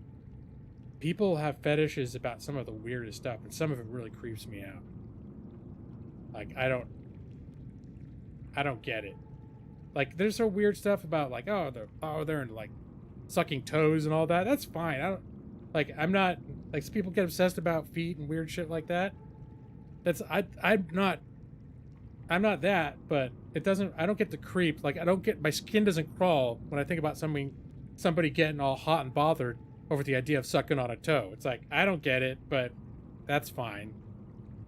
But if they get turned on by watching somebody smoke 200 cigarettes a day on camera until they die a year later, that's some creepy shit. Like, that's fucked up. And it's like, it's sort of thing, it's like, it's not, you can't say it's illegal. Like, it's there, it doesn't necessarily violate terms, but it's like, that's an example of something that to me is just so disturbing. And it's worse than watching like snuff videos of like people getting hit by cars. Like, you can come across some pretty screwy stuff on the internet. Some of it's pretty graphic. And something like a channel that's purpose is like that, where the person eventually just dies from the smoking, and that was the intention. the whole time, and people are all like, "Oh yeah, so sexy." The whole time they're doing it, leaving all these comments. "Oh, you're looking so good. Oh, I can see your ribs, bones, and all this." It's like, what the fuck?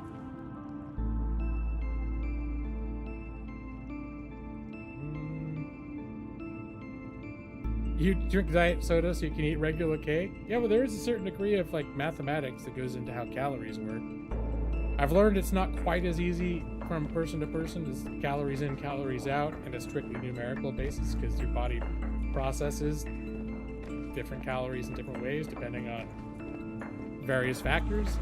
Like the first time I tried Atkins like 10 or 15 years ago, where I was like, yeah, I'm just gonna eat 10 pounds of bacon a day, but as long as I don't have any bread, it's gonna fit this diet. And then I lost 15 pounds in like 10 days. I was like, what the fuck? So it taught me like, hey, yeah, the strict calories in. I don't know how the fuck that shit works. It scared me. Actually kind of scared me. You haven't even passed the first Subnautica. You have major fear of the ocean. Oh god, yeah, this game will get you. Both of them will, but the first one, yeah, no, it got under my skin, and but I like horror stuff too, so there was definitely these games appeal to the horror fan in me as well, because there's a lot of just the deep dark vastness of some of the areas in the ocean it's creepy, but it's like, all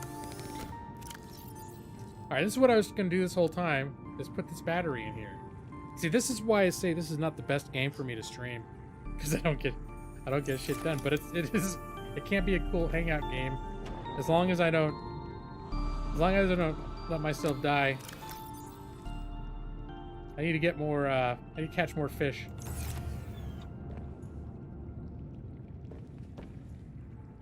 This track reminds you of Mass Effect. I could see that.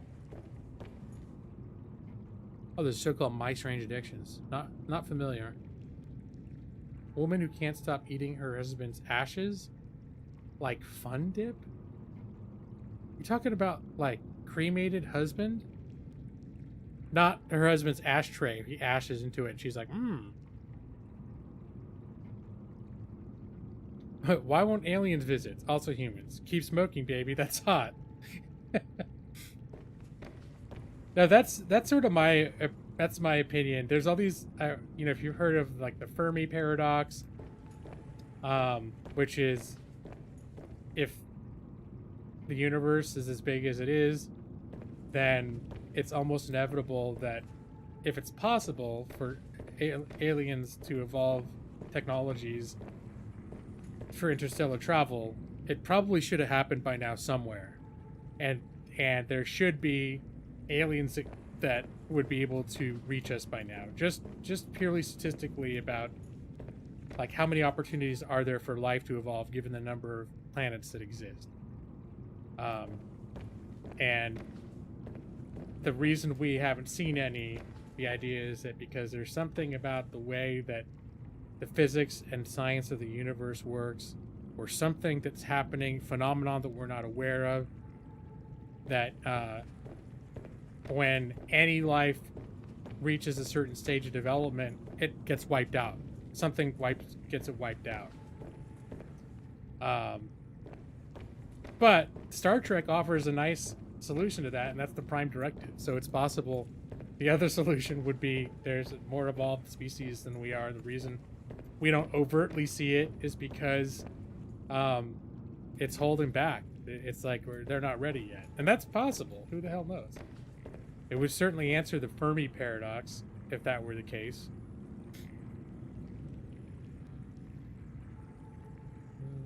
First time you had a legit panic attack? You're swimming back to your life pod in the dark? Oh, okay. Yeah, I could see that. I could see that, Control Freak. Yeah, I was gonna say, but when you start, it's so cheerful and bright. But yeah, that first sun goes down on that first night. Yeah, that's Seek. That could scare the crap out of you. That was the thing when I was a kid. We moved into a house that had a pool. It's the first time we had a pool. And I remember the first time I tried to go swimming at night, going into a pool with dark water in it terrified me. and it never went away. As an adult, even grown up, like before I moved out of my parents' house, we still had a pool, and now you could turn the lights on, and I could deal with being in a pool with lights on, but once in a while, just to see if I'd gotten over it, I'd turn the lights off, and it's like, nope, can't do it, cannot do it. The Forest is one of your favorites? I like The Forest quite a bit. I've never finished it. I keep thinking I want to go back to it, but so many times when I'm into, see that the creatures of that are so in your face that I'm not always in the mood for that kind of horror. And exploring those caves in the forest, the tunnel networks, and some of the shit that lives down there, like, I almost can't handle that shit. So maybe we're the most evolved in the universe, and other forms of life are not as bad. Chevy guy, that's possible, but given the vastness of the universe, that would be like if you'd never met anyone before, thinking, hey, maybe I'm the most intelligent person on Earth. But you're not sure because you've never met another human, so you're stuck on an island. But you're like, I bet there's other humans somewhere. Wonder if I'm the smartest human on Earth. And it's like,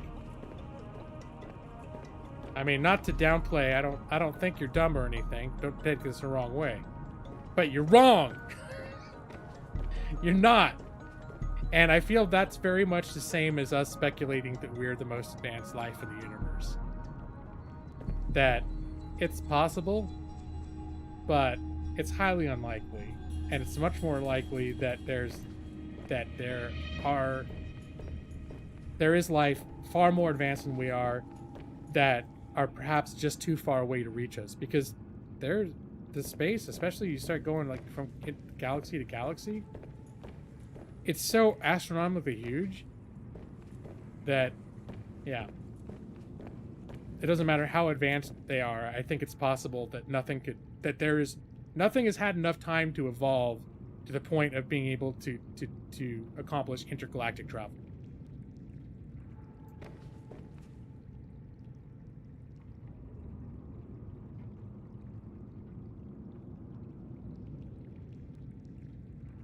Joe's mega charized X. What? In terms of technology and ability. Okay. Resident Evil 2 and 3 on sale. You decided to play those before you play Resident Evil 8. Keep an eye out. Yeah, I'm thinking Resident Evil 8 might be my my highlight Hawktober stream this year, but I'm in no hurry to get it. You like multiverse theory? Yeah, I'm not sure. Like, I don't have really an opinion about it. It seems like one of those things that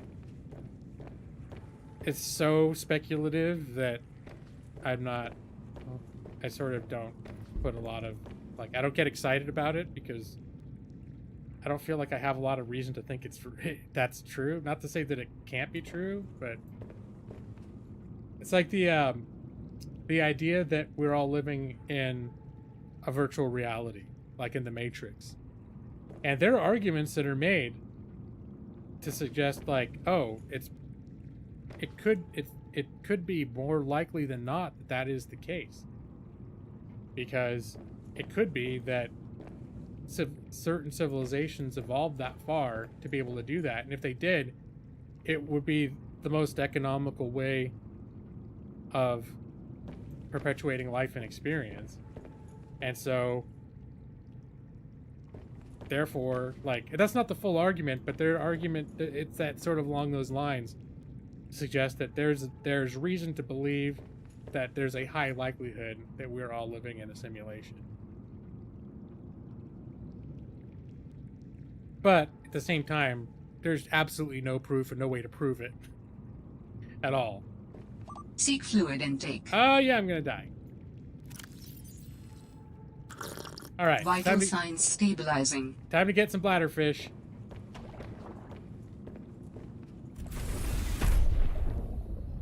Time to pay a little bit of attention to, let me see. 45 seconds of gameplay. It was bound to happen sooner or later. 45 seconds of gameplay. Alright, go away.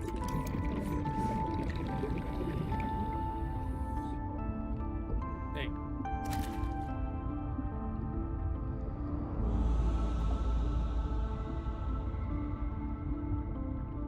Yeah, that's the way this game is sort of turning out. And it's kind of good because in some ways it can be a pretty aimless game. Like, even if I were really trying to get objectives done, on the scope of a 3-hour stream, you wouldn't see very much of that progression. So, this could be, while I'm still playing it, a decent streaming game just because it's the sort of game where I can kind of just shoot the shit and swim in circles like 4 hours in Riften. The aquatic version. Come here, peeper.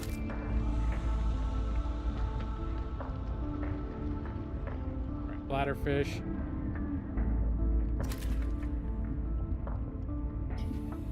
Fish.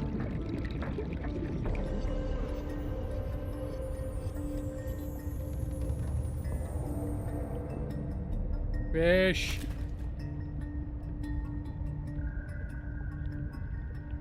These dude, you're too casual, and then no, that didn't work. These peepers, if you act like you're not going after them, sometimes it's easy to catch Warning. them. 30 seconds of oxygen remaining.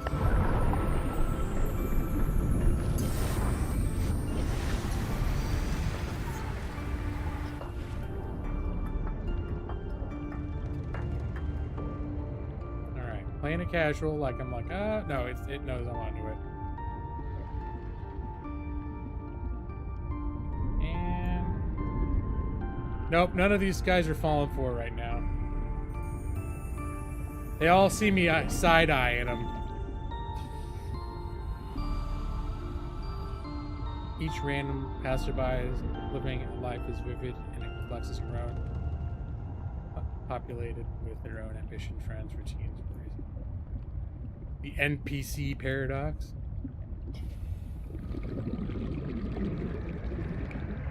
Well, that was I was watching something about the idea of living in a simulated reality, and one idea is if they could very easily simulate other people, and that, you know, it could be that if you're in a world, we live in a world with 7 billion people, that very few of those people could turn out to be real, that, you know, 99% of them could be simulated, and only a small minority are actually people, or quote unquote real living entities. Oh yeah, Westworld is kind of is like an interesting parallel.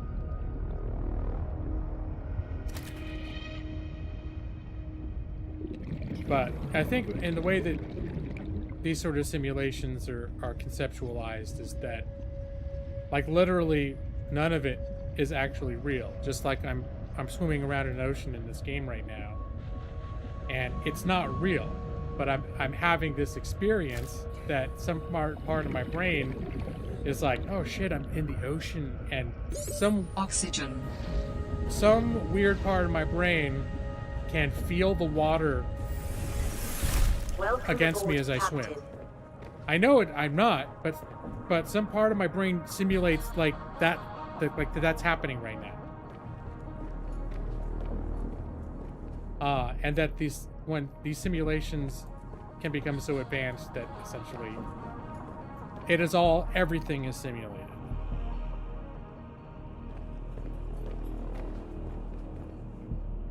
Yeah, Westworld I need to go back to. I only got to finish the first season and started season 2, and for whatever reason, I think I was watching it with my wife, and her or I got sucked into doing something else and kind of put it down. And that was like almost a year ago, and we haven't picked it up again. Welcome back, Control Alt Freak. Your perception is your reality. In-N-Out Burgers, as real as it gets. They opened up the first. I live in Oregon, but I grew up in Southern California. In-N-Out is one of my favorite burger places. And they opened the first one in Oregon I think it was last year. I think it was right before the pandemic. And it's about probably 45 minutes away from where I am. It's not like close where you're just going to pop over and take a look. But we drive up and down when we go to visit family and stuff. We have to pass it. So every time we passed it, it's had a line. Doesn't matter what time it is. It's had a line a mile long. So I'm like, I like In-N-Out, but I don't like it that much. I don't like it long enough to wait in that line. I'll wait another year. Oh, okay. That's where my wife is from. In fact, Control Off Freak. So when I say we go to visit family, we live in Portland, and family is in Eugene. So that's, yeah. So I'm familiar. I still get lost as hell because the grid for Eugene confuses the hell out of me. So I don't know where anything is. You're like, hey, well, do you know this area where this place is? I'd be like, I've probably been there a bunch of times, but I have no way. Like, it's like going into an alternate universe when I go into that city. I don't know where the hell anything is. Oh, you're from Fullerton. Okay. I was born in the San Fernando Valley in Los Angeles. And then I grew up around, like, in the valley, in Thousand Oaks, and like the Ventura County, and then I spent most of my childhood. We moved to San Diego, and I lived in San Diego County until I moved out of my family's house. We lived in San Diego, and then I came right back to LA for school. Seek fluid intake.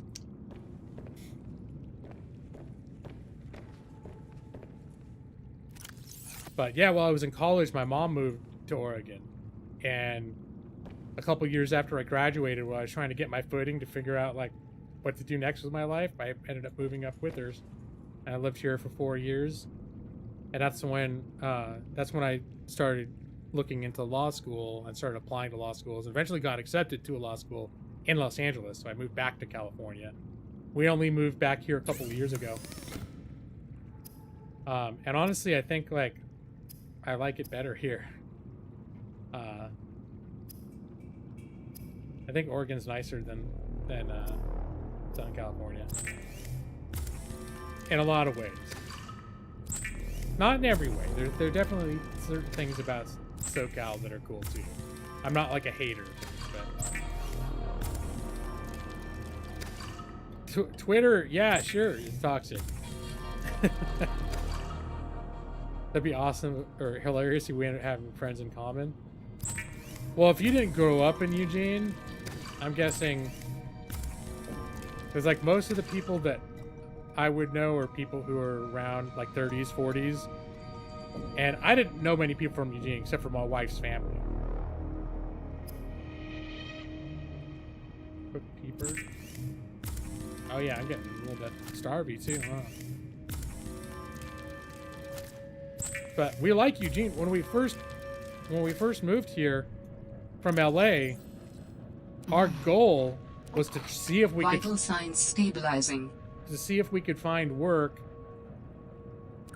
and housing in Eugene. That's where we wanted to live, because that's where the family is, and it's a little more laid back than Portland. But I really like Portland too, because Portland's got a lot of suburb areas that are laid back, but it's also got like some legit awesome big city vibe going on, classic big city vibe going on. So I like the fact that it's all right there. It got expensive while we were away. Like when we lived, I moved to law school in 2005. We were living in a 2-bedroom, 2-bathroom apartment. It came with 2 parking spaces, and it came with free cable and high-speed internet. Was all included. It was $750 a month. When we moved back in 2018, that same apartment was $1,800 a month. That was less than 15 years. So I can tell you, wages didn't rise that much in 15 years. But it's definitely cheaper than Los Angeles. Like where we're living now is this apartment that we live in would probably cost $4,000 to $5,000 a month just to get this much real estate in Los Angeles. It's like a 3-bedroom, probably 1,400 square foot apartment. You have a lot of friends in Portland. Go there if you. All right, cool. So you're kind of familiar. Yeah, we really we haven't had a lot of chance to really reacquaint ourselves with it, because the first year when we moved back, we both found jobs, and my wife found a job at she's actually working for the Oregon Zoo in Portland, or is it the Portland Zoo? Can't remember if it's I think it's Portland Zoo.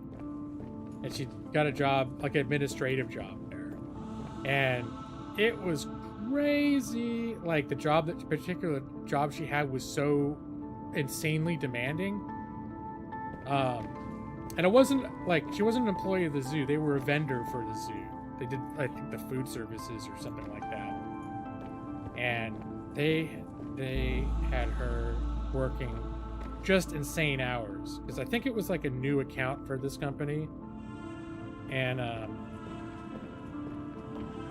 so they were still trying to like figure out, they didn't really even know their staff, like how much staff they needed to get everything done, and how much even office staff. They weren't sure how to organize that yet. So it was just kind of like, whew. She worked sometimes 60, 70-hour weeks. Like it seemed like more. It was insane. She's never worked that much, and I've never worked that much. So for the first whole year we were here, we didn't go out because she was working. And I found a job too. Mine was just like, you have to ask permission to work overtime. I'm one of the only lawyers in the United States that isn't being pressured to work an 80-hour work week. If I want to work more than 40 hours, I have to have a good reason for it, because I get paid hourly. So, but then last year she got a new job with reasonable hours, and then everything shut down because of the pandemic. So we're kind of looking forward to now that we both have decent jobs to pay reasonably decent money and reasonable hours, that once everything opens up again, it'll be nice to really have the time to explore a little bit.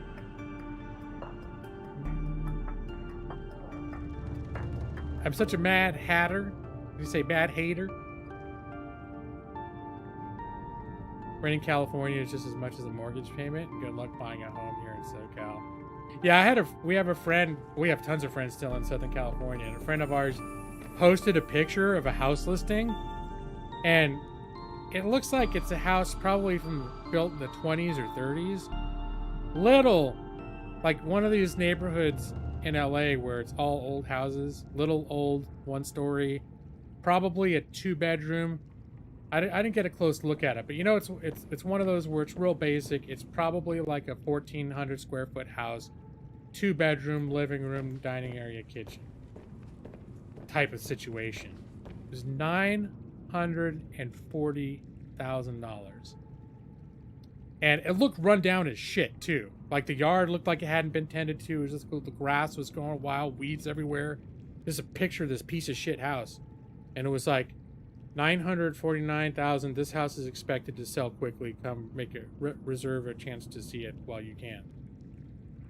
Holy crap, that's insane. And hey, guy James, what's up, man? When you first moved to Eugene, you found a 2-bedroom house with a loft and a large yard for $575 a month. Yeah, I think Eugene is still considerably cheaper than Portland, I would imagine, but it's still not at this point. You know, any nice area in Portland or in Oregon is, you know, that where there's actual jobs and stuff going on, getting pricey. Just budgeting. Okay. We're talking about all this stuff. You meant hater as a play on hatter. Oh, so it wasn't a typo. I always just My first thought is when I think I see something that sounds like something else, is it's a typo. Not just you, Nick, just in general. You think this? You think that somebody got an extra? Let me see. What stimulus altogether? Probably about a couple 1200s and a 6. About $3,000. I don't know. Think that's enough to throw the housing market? What? Now I haven't researched into it extensively, but what I've been hearing, Buzz, is that there are like hedge fund dude bro types companies that are using real property as like treating it like stock commodities. We're just like, oh, we're just gonna buy all this shit up. Prices will drive up, and then we'll sell it, and you know, whatever. And there are laws that are supposed to try to prevent that kind of shit from happening, where companies are not supposed to be able to just buy houses that aren't going to be lived in, but it's still happening. And I don't know if that is actually what's driving the cost up, but that would suck because housing is getting more expensive than people can live in. Oh, it's just the lumber itself is too expensive? Switching plans in your streaming services. My wife and I were just talking about that today because we're subscribed to a few, but each one between the two of us, like, we use them. So, like, we have Hulu and Disney Plus, and I was like, well, we could get rid of Disney Plus because we don't, like, we binged all the Star Wars movies and all the Marvel movies. We watched all those during a pandemic, but then we got like a package bundle with Hulu, where Disney Plus is only $8 more a month to have, and I was like, oh, that's worth it because we do watch it sometimes. And Hulu, I watch all the time. Hulu might be at the moment my most watched service. And then Netflix is sort of one of those, like, ever since we subscribed, we've never not had Netflix. So, it's hard. I mean, you could... Well, the one thing, too, is, like, we're not... For our income, we live a relatively, like, not extravagant life. So, we don't have to tighten the belts. But, you know, we also want to save up for eventually you buying a house and that sort of thing. So... we don't feel like that month to month, like, oh, we need to cut things or else we're going to have trouble paying rent. A lot of my adult life was like that. So thank God right now it's not. And since we've both got the jobs that we have, and we're living someplace cheaper than LA. But, yeah, those different services, it's like we probably, if we had to, we probably could cut some of them. But like each one is like, oh no, I'm watching that. Like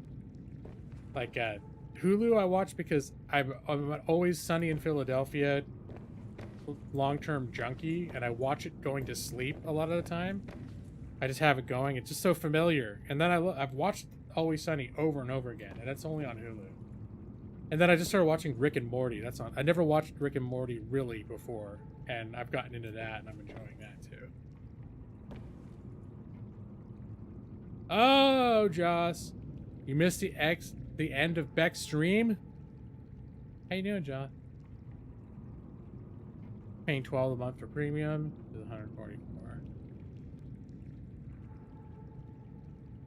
$144. Okay. $70K over asking in SoCal for a house. More buyers than homes. But, I mean, are these actual people, families that are just buying houses? Or is it just the fact that, like, who's making that much more money? I mean, that's what confuses me. And maybe there are people, but I see this, what looks like a piece of sorry, no offense, but this house looked like a piece of shit. For $1 million in LA? You know it's probably in a bad neighborhood. It looked like you can't have a house like that in a nice neighborhood. They won't let you do it. Probably in some like shit neighborhood. It's $1 million. Who's buying that house? And it's gonna sell. Who the fuck's buying that house?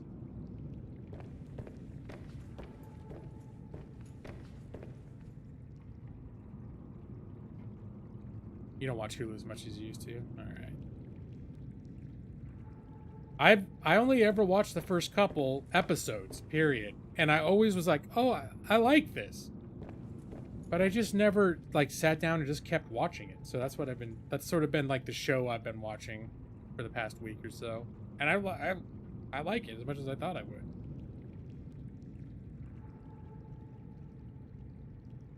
All right, have fun with your beer and your dog. We're not joking. People are paying her tens of thousands of dollars over asking. Are these like just regular folks that want to buy a house and it's just that hard to get it, so they do it? I just don't understand who's got the money. Unless they're just buying like they're buying the shithole houses. It's like, oh, they can afford a house for $450. And then they discover that all you can get is a piece of shit. But you're happy to get just a piece of shit. And oh no, it costs then now you got in a bidding war just to buy the piece of shit. You end up going 70 over just to get it. Is that what's happening? Regular people buying homes. And the thing that sucks too is that I don't think there's anyone who's really like a winner out of this shit, because even the people that are selling the houses, yeah, they're getting a big gain over what they put into it, but then they're being released into a market where if they're gonna buy another house now, they're getting fucked too on the back end. So it's like I don't know. If they've been people that have been carefully just investing, and I don't know. It just seems like everyone's getting fucked. The banks and the realtors are the real winners.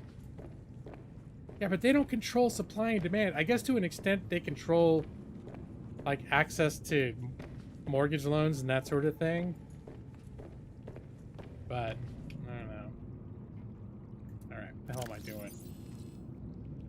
I need I've got I should ate the peeper. Jeepers. I cooked the peeper, but then I lost track of what I was doing and didn't eat it. And it went stale in my pocket.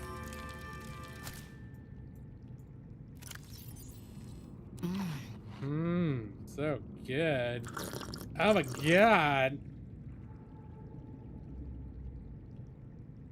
They make money no matter what. That's true. There's some people living at the top of those organizations that are just are probably being amazingly rich. Realtors, yeah, if they're making a percentage off of those sales, they're getting some crazy cuts. That's kind of depressing. I'm thinking about that's depressing, man. Because we do want to buy a house eventually, but man, we're like getting our we had some bad credit years for during the lean years, and we're getting that shit sorted out now, and we're saving up money. We got a good chunk of change, a little padding built up, and when we look at the housing, what houses are available, it's really depressing. Especially when you track what the it's like there'll be a house and it's going for $350, and they're like, this sold in 2018 for $125. It's like, that was 3 fucking years ago. What the fuck?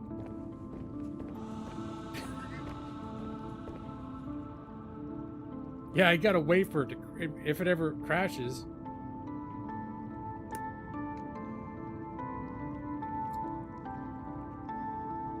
You have a friend who sold home for $800K, bought for $500, used a profit to buy an expensive home, bought for $50K over asking, bought a new home for $40K over asking. Credit is such a crappy idea. I kind of agree with you. I mean, for stuff like buying a home, it's really hard to just save up and pay cash on something that big. So there's certain things, if you want to do, you're gonna get in debt in order to do it, unless somehow you've managed to be independently wealthy, which most people can't pull off. we only recently, like this past year, got credit cards. We had credit cards before, but then when we had our poor years, those led us to a lot of grief, and we swore them off. And the problem is when you're, you know, you're living month to month, hand to mouth, and you have those credit cards and things get tight, it can be very easy to use those credit cards. So you just don't have to worry about like, oh shit, like we can't, this shopping trip is like our bank account's gonna be down to $50. And we gotta, it's like a week before our next paycheck, but then we got this credit card. Just put it on the card and do the minimum payment. And then if that, you keep doing that for too long, and then there was a period after law school where I was unemployed, so I was using the credit cards, taking cash advances on the credit cards to pay the credit card bills. Like, it just got out of control. So eventually, when we got on top of it, we were just like, fuck that, no more of that shit. And so it's been probably over 10 years since we've used credit cards. A number of those earlier years, we were struggling to pay credit cards off, but we weren't using them anymore.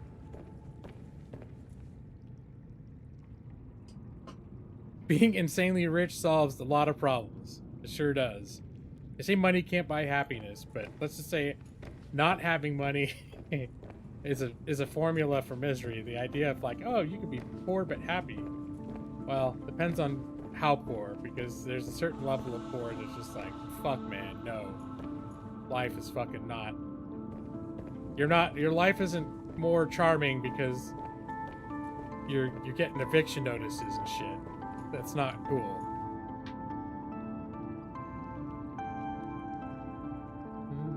Still gains interest. So all that we've done now, we've gotten credit cards this past year. And literally, because if you don't have any credit movement, then your credit suffers for that too.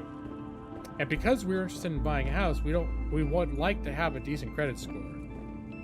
So all that we're doing right now is we use the credit card and we pay it off each month. And we're in a position now, which we weren't in before when we had credit cards, where we don't need the credit cards. We're not using them. It's not like we're using them because we're buying things that on advance that we can't really afford. This is all stuff that we don't need the credit cards at all to pay for any of the expenses that we're using them for. We're just using them and then paying them off strictly to help strengthen our credit. And if you pay it off each month, you don't pay interest. They don't assess interest until like after the first statement. It does buy jet skis. That's right. Hookers, blow, all those things. Reference to a joke. Money does buy happiness up to a certain point.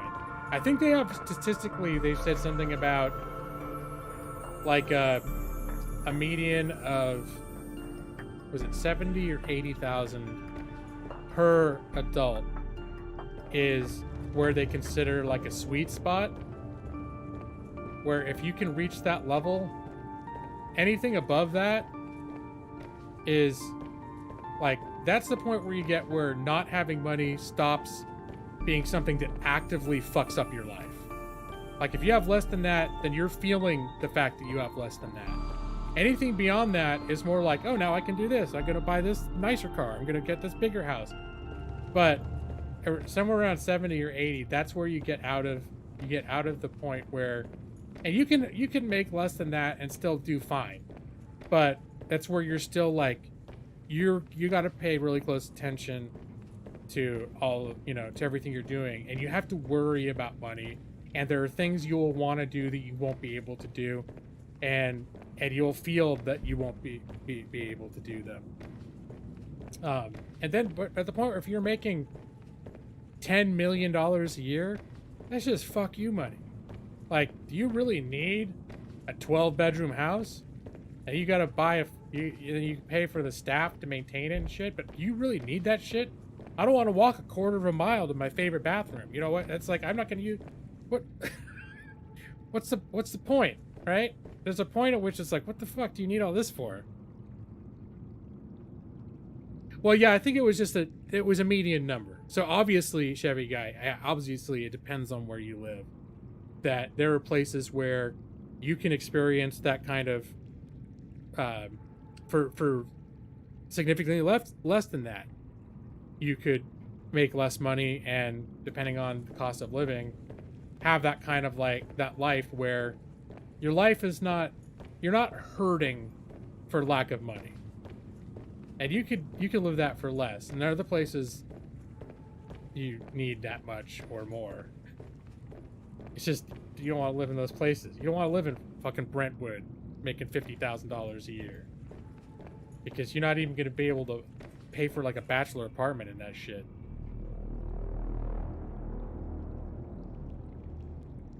Rent has to be 30% of your paycheck. That sounds about right. I think the recommendation is 25%, but for that's most people, a lot of people can't find something that cheap. They just have to learn with rent being 50% or, you know, 50% of their income. Although I think if your income to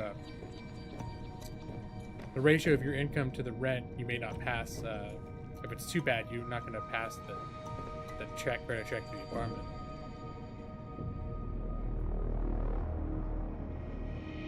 So unless you have a big family, well, that's what I was saying. It was like 70 to 80 median per adult. So, but I guess if you had a ton of kids, obviously there's all sorts of things you can throw into that equation to make things, you know, stretch one way or another. You've heard about the figure for years, so I wonder if it need to be adjusted for inflation. Yeah, honestly, I think it was about 10 years ago that I heard that figure, so it might be 100 now. Who knows? I don't think we're quite there. Like, despite, you know, I feel like we're doing okay, but you know, the reason we don't stress about money is because, you know, we don't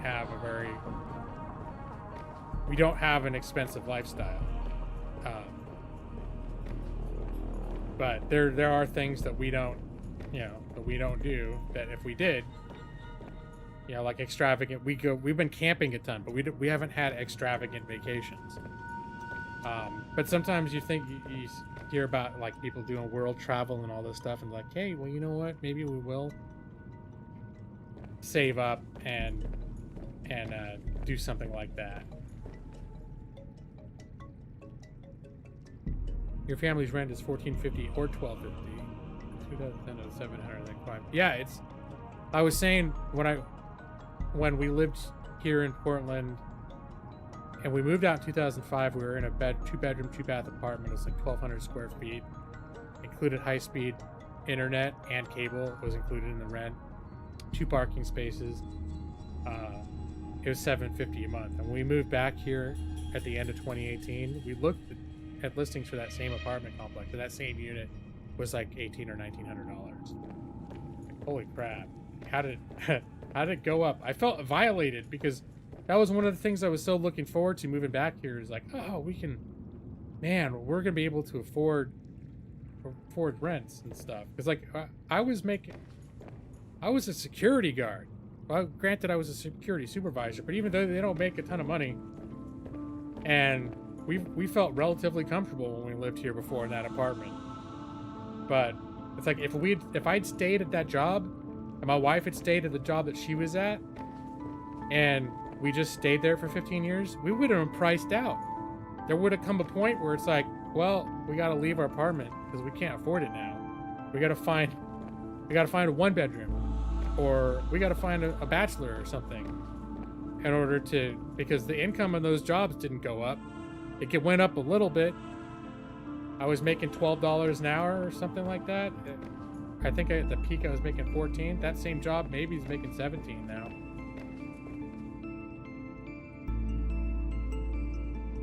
I don't know what the taxes are. I know Oregon doesn't have a sales tax, so they definitely take chunks out they take it out other places. And I know for homeowners, they take it out.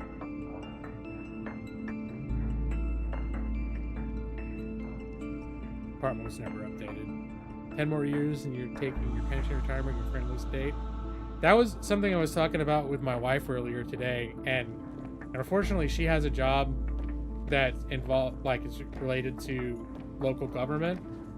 So she actually can't, like, she works from home most of the time, but she works in payroll, so she has to go. Sometimes there are things you have to do on site, because sometimes, like, you have to go physically and print stuff out for that kind of job.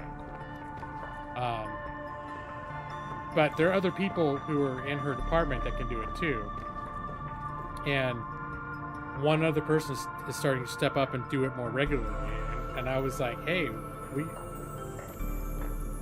I could do I never have to go to my job site anymore. And it sounds like from what they're saying, they may never have us work on site again in any kind of regular way.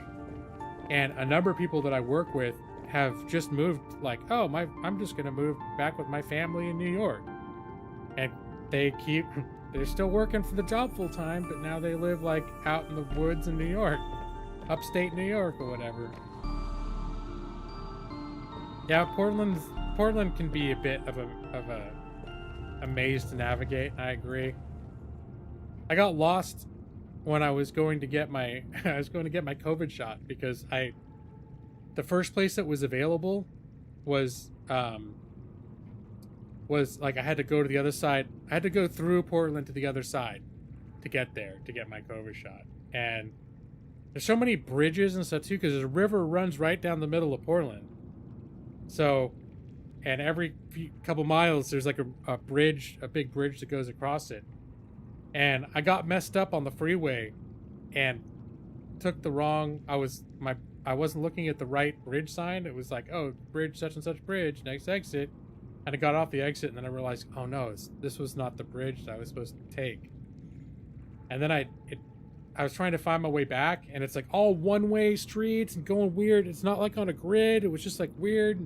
Everyone's driving a million miles an hour. I'm like, what the hell is going on? I had my little, like, my Google Maps was narrating, go at 100 yards, turn right, and it was getting all confused and fucking everything up. Turn right on Smith Street, and I'm like, what the fuck? Smith Street was like a quarter mile back. You don't know what the fuck you're talking about. It's crazy. Sorry, it's going off. But yeah, I agree. Portland is gonna be hard to navigate. That's the point. I still have never been to Seattle. It's one of those things that I'm ashamed to admit that I haven't, but I haven't. I've always kind of wanted to, but just, I guess, not badly enough to pull the trigger and cause it to happen.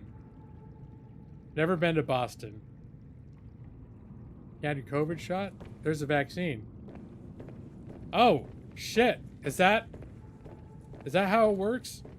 I thought it was like in the old-timey days where one person would get the mumps and all the kids would have a sleepover so they could all get the mumps.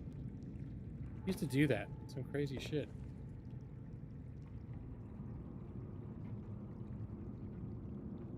I feel like if we could shoot COVID, we would. Yeah? It's a good point, Joss. It's an excellent point. You know what? I've been walking back and forth too much here. I need to get some fish.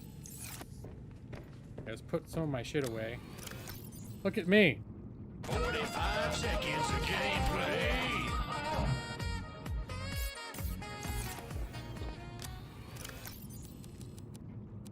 I'm playing games.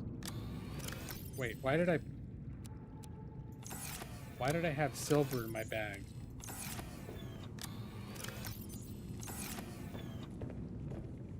Doesn't matter. I need to catch some fish now.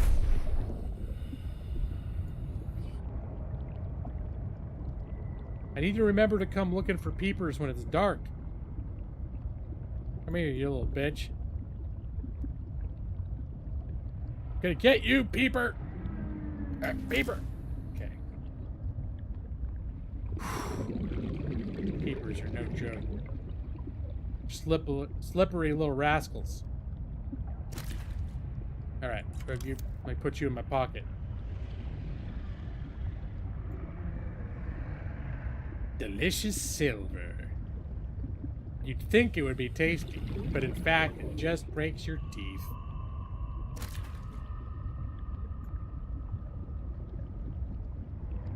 Why am I swimming around with this thing in my hand? Makes you slower.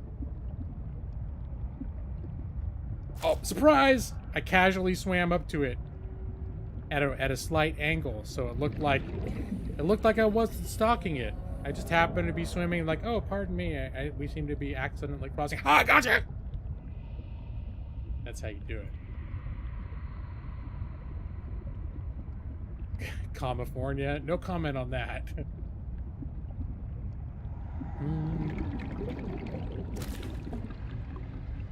Maybe if you put a sample COVID on a microscope slide, then I'll shoot. It will send a message. You think COVID will be like, ah, this place not so honky dory after all.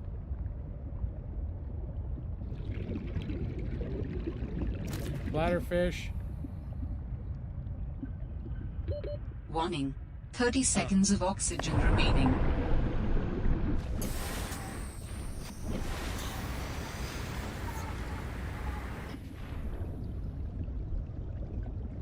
All right, you little eyeball fish. Ha! Ha! Gonna get you. That was not a smooth execution. I got it in the end.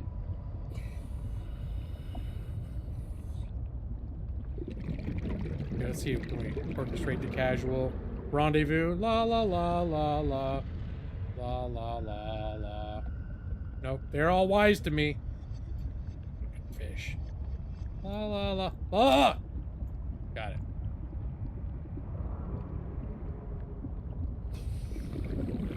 If it hurts your teeth, it's a suppository?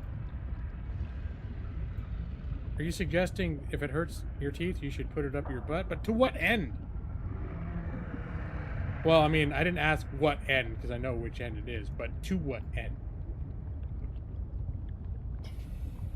Don't say the rear end. Welcome aboard, Captain. Oh, I built some of this online. What I built offline were these two platforms, and this, and this. And this top part I built during the stream. And the same with this part back here. I built some little things up here, then I got rid of it. But I started building this offline, yes. Oh, Nick did what I said not to do. When I said to what end. And he said the rear end. Oh! Oh, Nick. Yo, so-and-so. Can't slip one by you. I say that with the utmost with the utmost affection, Nick. Not like when that dude asked if you could be mod earlier, and I kept saying how much respect I had for him, even though I wouldn't let him be mod. I actually didn't think asking for mod first thing in was a cool move, but I still maintain an air of civility.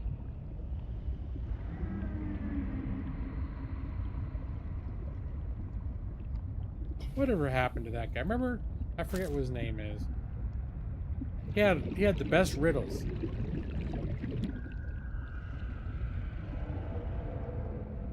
So many riddles.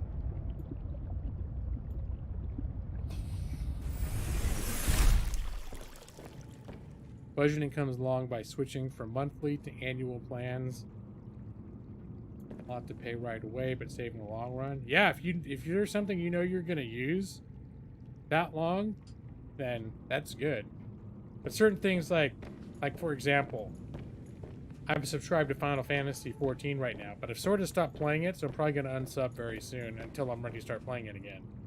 Unless I suddenly randomly pick it up again. But I'm thinking like it's been a couple weeks since I played it. It's been like 3 weeks since I played it. Maybe I'm kind of done for now. But when you go to sub 4, it's like, okay, it's, you know, there's $12.99 a month, but then you can only have one character per server, and if you pay for 14, then it unlocks everything. So, okay, I'm gonna do $14.99 a month.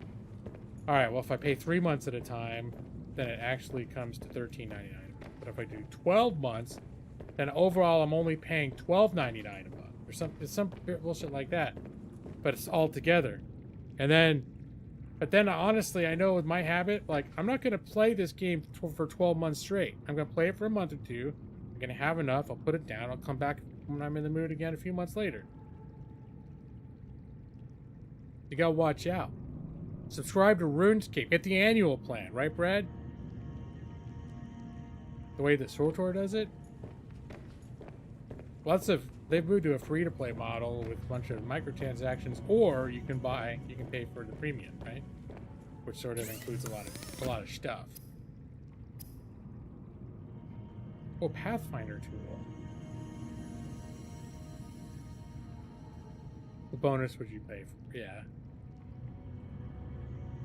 Yeah, as long as, and I haven't looked into that for a while, but as long as when you pay for the premium service, you get a full game experience, and they're not still nickeling and diming you for a bunch of shit, then I think that's a good model. Because you can play the game, but if you're not paying some money, you're gonna feel like, I know it's been a long time since I played SWTOR seriously, and I know when last time I really tried to give it a shot, I was trying to play it free, and I was really feeling those limitations. And thinking, yeah, if I really get into this, I'm gonna do some, I'm gonna put some money into getting the full experience. ESO is the same way.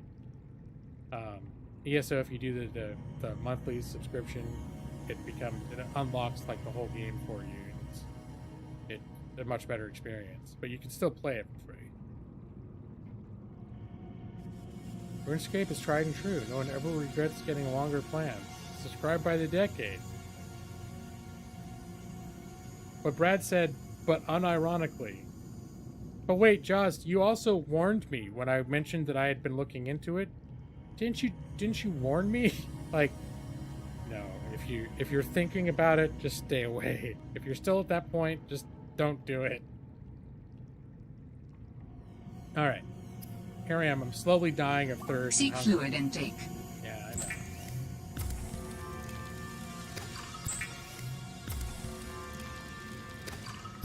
I need to cook 2 peepers.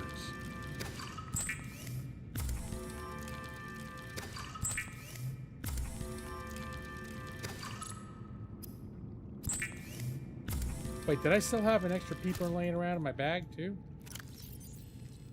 No, just the one. Vital signs stabilizing.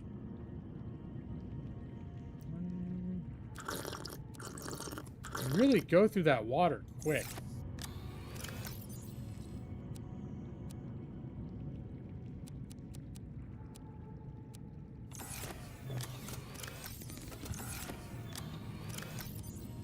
Oh, this is a dead battery.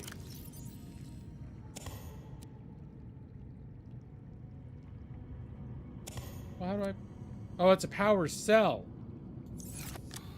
Alright, I'm just gonna I can't charge those yet.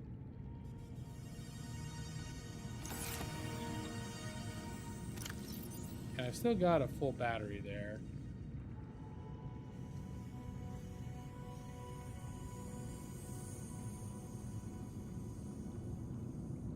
I was considering getting into RuneScape equals I was considering getting into crack.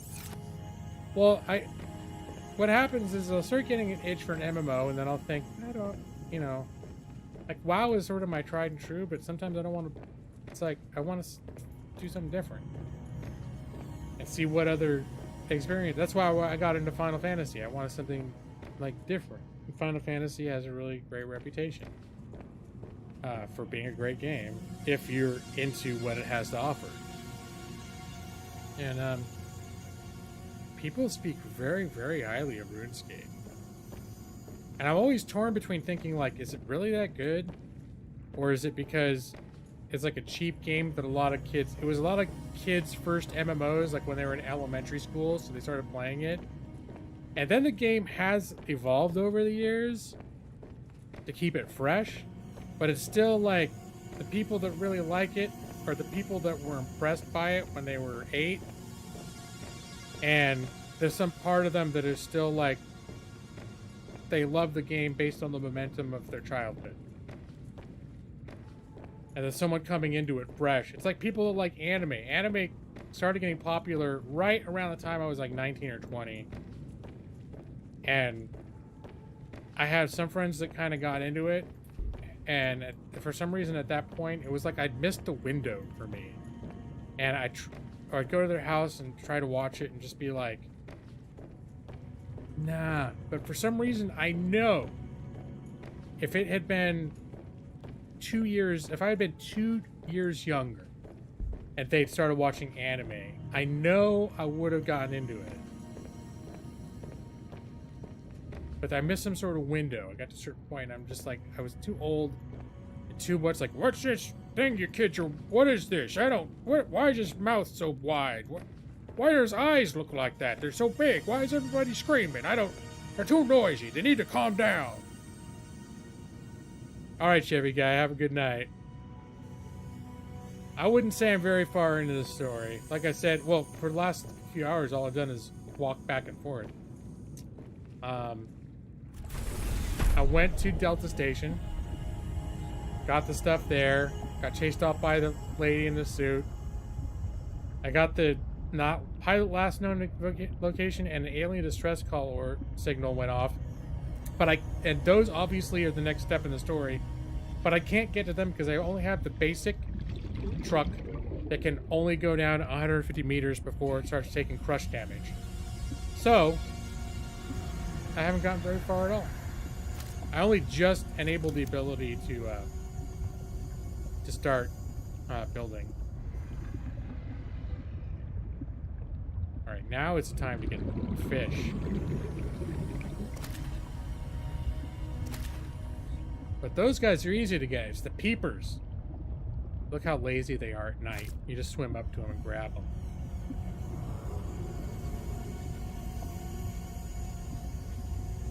They barely even try to get away. They're like, oh man, it's nighttime. I'm so sleepy. I just want to nuzzle up in your tummy. The inside of your mouth looks very warm and inviting.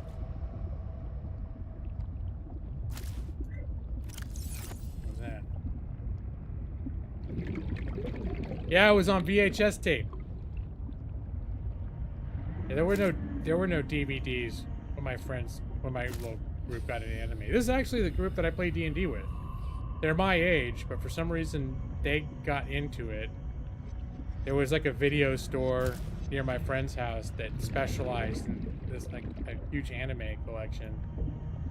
And that's what they did. Like every 30 weekend, seconds of they oxygen run a bunch of animes and hang out and like watch them. That's one of the things they did. Welcome aboard, And Captain. like, they invited me over because they're like, hey, I think you might like this. You know, they had certain ones they thought might be good for someone who'd never been in anime to like introduce them and stuff. And I was just like, oh, I kind of don't enjoy this. Oh wait, I should put this stuff away though. Here, we're gonna make the water.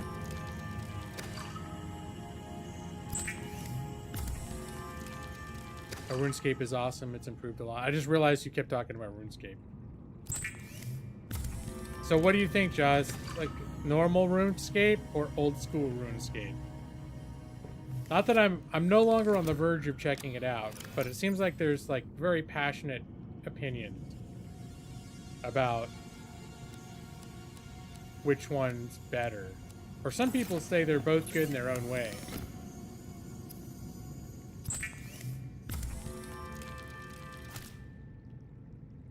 Bootleg VHS tape. Oh, fan-made sucks. Old school sucks. Okay. So it's just like all the tedious inconvenience that people are like, yeah, I just remember. It's like classic WoW a little bit. And I enjoyed going back to visit classic WoW because WoW's changed a lot. But I think, I don't know, classic WoW may not be quite as grindy as RuneScape. But it's still hella grindy compared to modern WoW. Like the level grind is real. Oh, is it too bright out now? That's okay, I don't need them anymore. So wait, what, did I have any kind of an actual game plan here? I think I needed to look into upgrading my craft so it can go deeper. See, that would be a nice... So, a vehicle upgrade. Plasteel. Ingot. Enamel glass.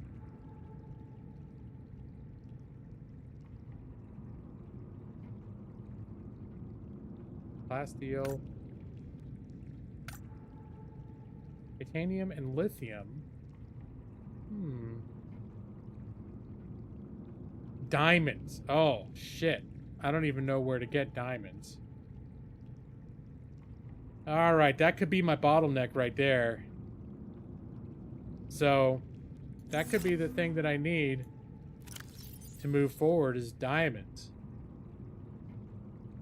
What other things should I be interested in building right now? Oh, wait. T-Truck? Oh, that's the MK2. Okay, never mind. I just need to focus on the first one. All right, let me look at the chat. Chat's going. It's going tonight.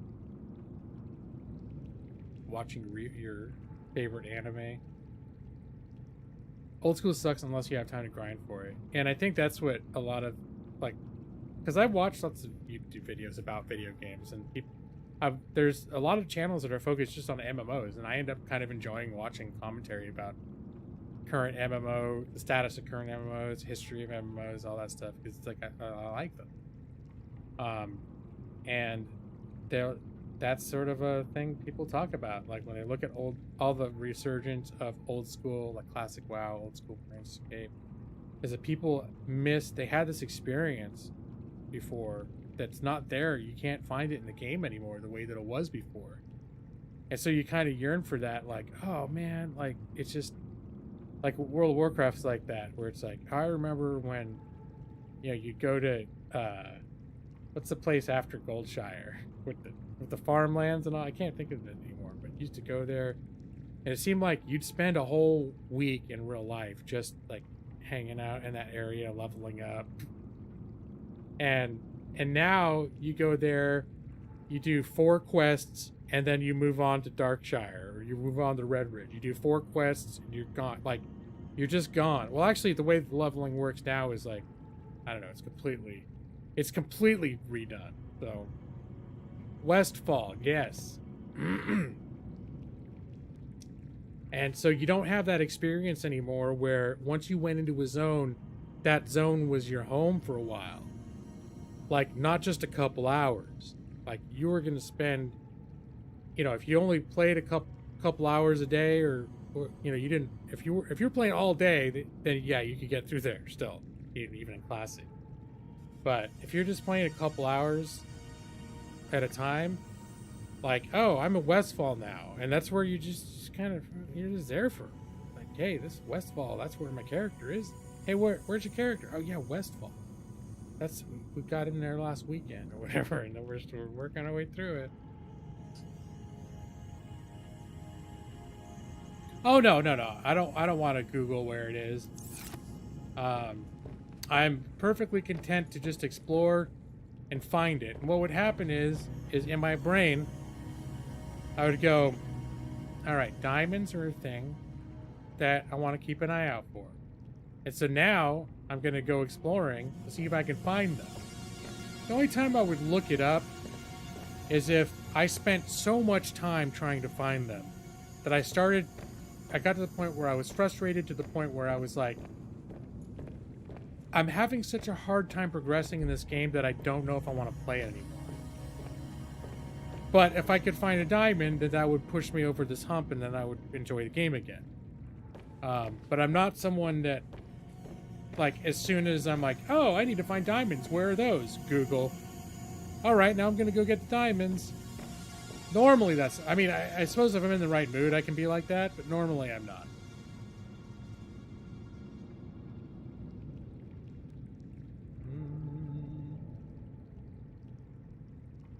You've casually mentioned RuneScape to Nick to try to get him to it. Oh, yeah. Yeah, Nick had basically cleared his calendar for Cyberpunk 2077. And Nick, what did you say you played through it twice? I mean, even though it came out in a little bit of a rough state, it wasn't that bad on PC, honestly. It still had some problems, but my experience was that it was perfectly playable. I didn't encounter any of the there were a handful of like game-breaking bugs. Genshin Impact. That's one I tried out and it It didn't click.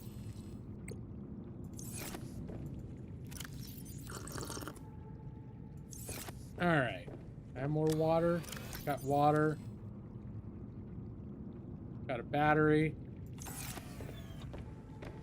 Time to go exploring. I'm gonna look for diamonds. And or other stuff. Wait a minute. Okay. No, diamonds, glass.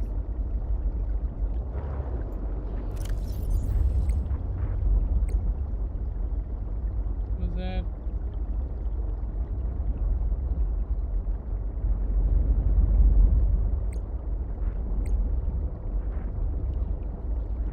Lithium. Alright. I've seen lithium around. Okay.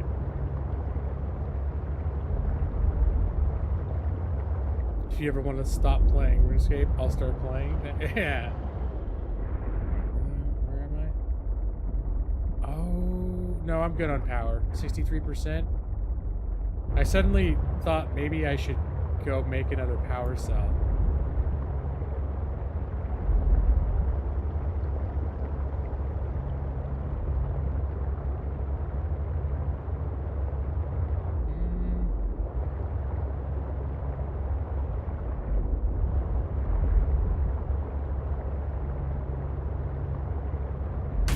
Oh, hello.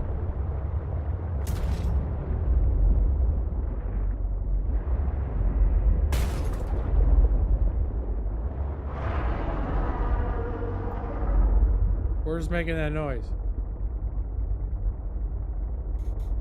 Okay. Hey, come on now. I should probably make some beacons, huh? Oh well, maybe next time I go to base, I'll make beacons. What's down there? Alright, now I'm curious, because I'm not gonna fit my little doohickey down there.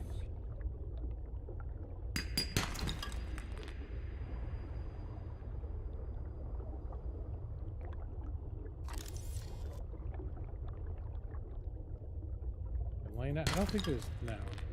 I did need that, but just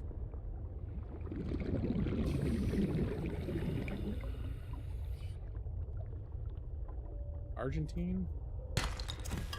Canadian. Wait, where's my damn flashlight? Here, I don't need to build anything down here. Oh, my flashlight just ran out of batteries. Okay.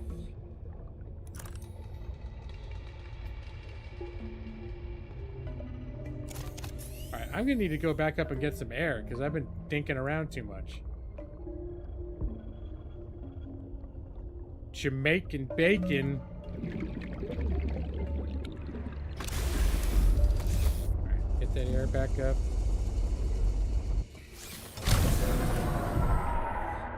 Alright, what odd play? Oh, there's a thing right there I can breathe out of too. Alright, so what is this? An architect artifact, huh? Huh? New technology acquired. An ore vein? Can't do. What did I just?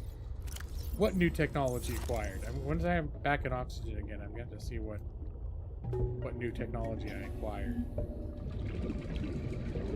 This creature egg? No, I don't care about that right now. I don't know what's laying eggs down here.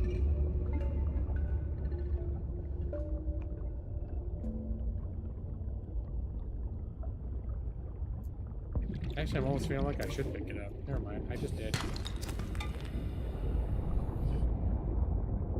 Alright, have some oxygen. Did I just explore this whole place?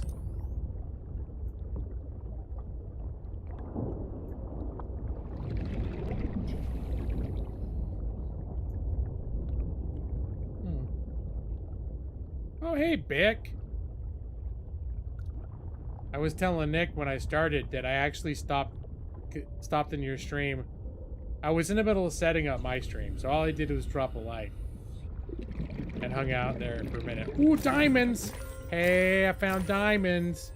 Okay, I gotta keep looking around now that I know there's diamonds in here. That's gonna I'm gonna have to explore this cave again with renewed vigor. Once I've had some oxygen. Getting eaten by the shark is definitely not on my game plan, Beck. But thank you for the warning. That's very sound, sage advice. Alright, speaking of don't get eaten by a shark, did you hear that? It's crazy. Diamonds are a lawyer's best friend. That's right, just like the song. Always said so. Chauncey? Chauncey agrees. Although you could cut back on the profanity, Chauncey. You guys couldn't understand it because she's, you know, she speaks bird. What's this?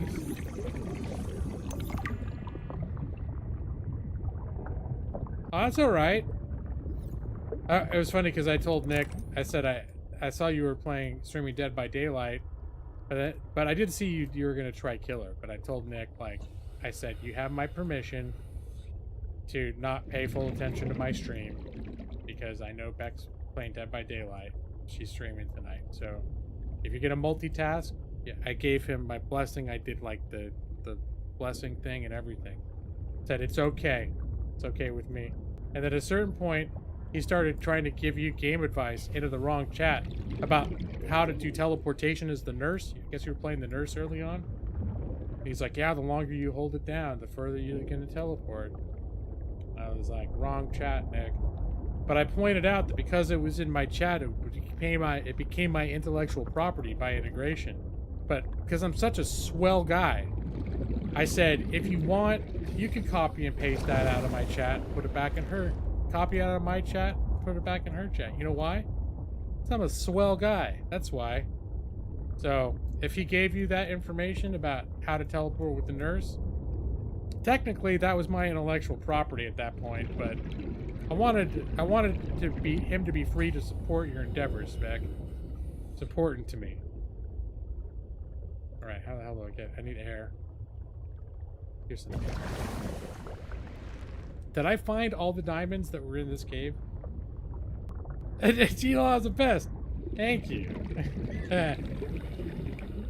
I do like being recognized for my generosity. There we go. Kiss the ring.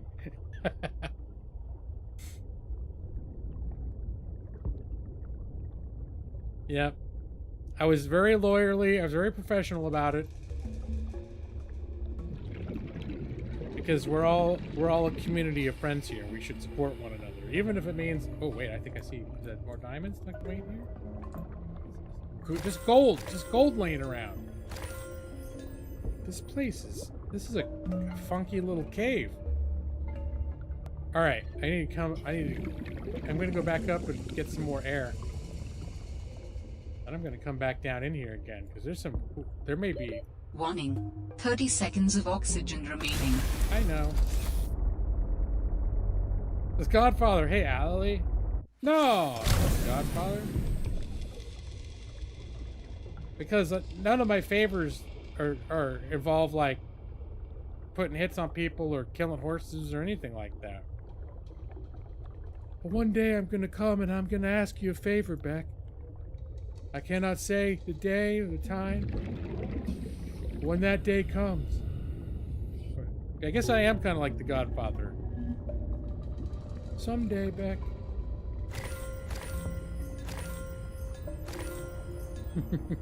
Gonna lurk mode. All right, Beck. Thanks for dropping in for a few. I'll do you this favor. Let you know when. Okay. I got it filed away. I won't forget. I appreciate your willingness to entertain this idea that now I may call upon you for a favor.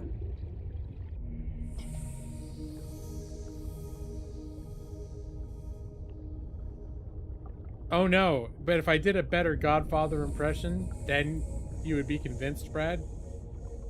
But Brad, Is it just that you're not believing it, or did you feel compelled to? If I'd done a better job of it, you would have felt like I could have called in on you for a favor. But now I can't because my Godfather impression was so inadequate. You're gonna volunteer your friend Nick? I FedExed him a horse head. Put in my bed. So, well, yeah. Well, I mean, I obviously, if I think you're gonna enjoy it, I'll do it. I just won't do it to scare you. All right. You're pretty dumb.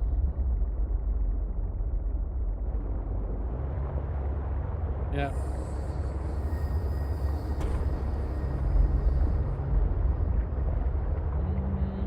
Are there more of those little places like that?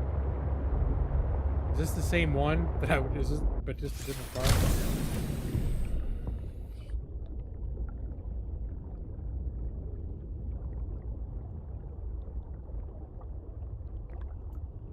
I'm not sure if this is the same one.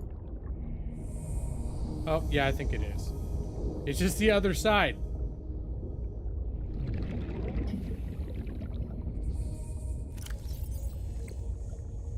What was that? Oh, that creature egg is fucking huge. Okay, now I'm not gonna collect a bunch of those.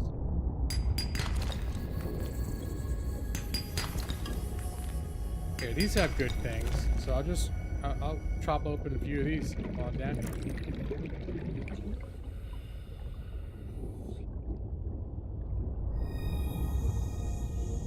I'll whack a few of these oars, capiche? Yeah, it's not Godfather-y.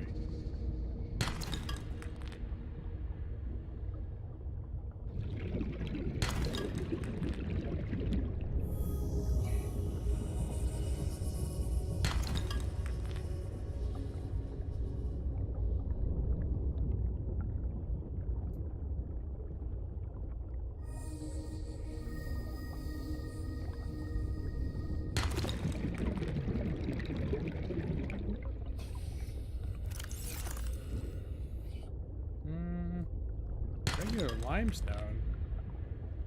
Seems like a weird thing to have down here. Oh. I need to suck on this air plant and then head back to my... Warning. 30 seconds of oxygen remaining.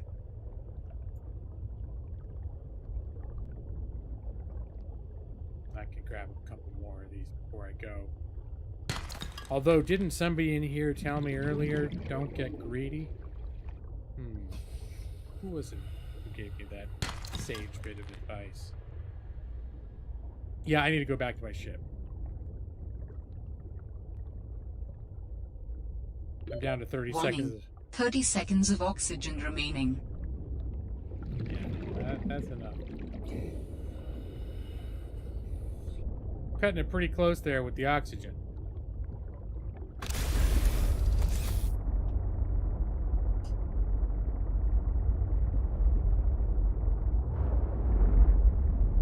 Delta Station. The USUC 101. Such a majestic name, huh, Nick? It's a great name you came up with.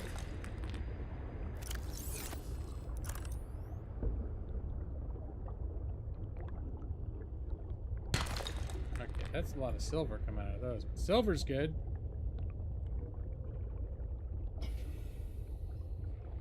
Alright.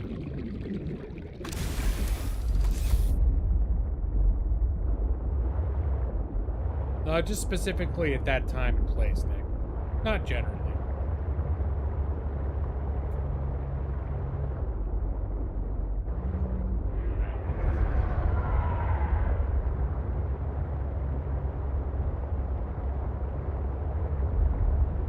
Time to put the pedal to the metal.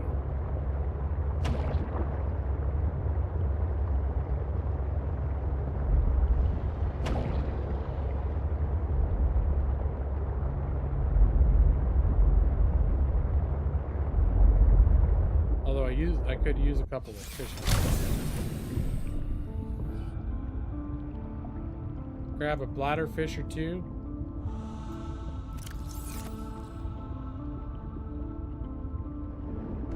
My dude's a thirsty dude. I have a feeling... Oh, it's actually a lady that I'm playing. The character you're in, this is a lady. I have a feeling that when I'm not playing the game, she's found some sort of underwater, like, cocktail bar, and she's just dehydrated as shit. And she spends all the time when I'm not playing, she's like, oh, that asshole's not going to control me for a while. I'm going to go have some beverages.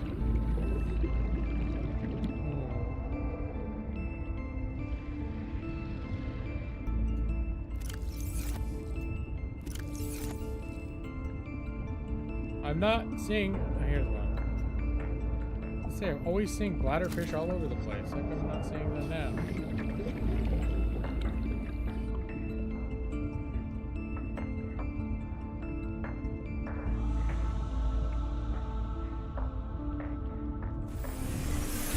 Welcome aboard, Captain. Alright, let's make some water out of these bladderfish. It was a small joke and a long pun you sent your friend. Oh, so this has this the USUC 101 predates the gaming lawyer, the lore of the gaming lawyer. This is some OG Nick lore coming to the G-Law channel.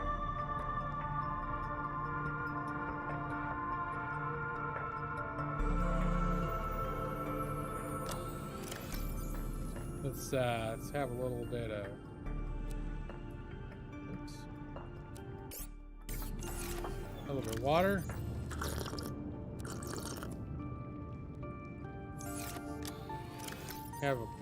Cook up a couple of fresh peepers.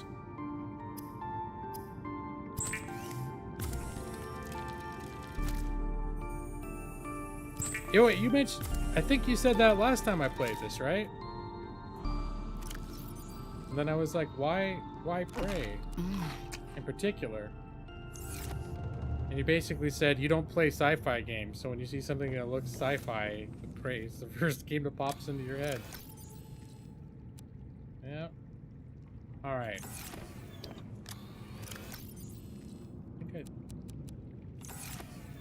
Yeah, you said that when I played this last week, over the last weekend, Josh. I think that was you. Where you're like, oh, this reminds me of that. And I was like, this game is not very much like Prey. Pretty sure that's exactly what you said. You said, well, I don't play any sci-fi. Prey's the only sci-fi game I play, so when I see a sci-fi game, it makes me think of Prey. Oh, okay, fair enough.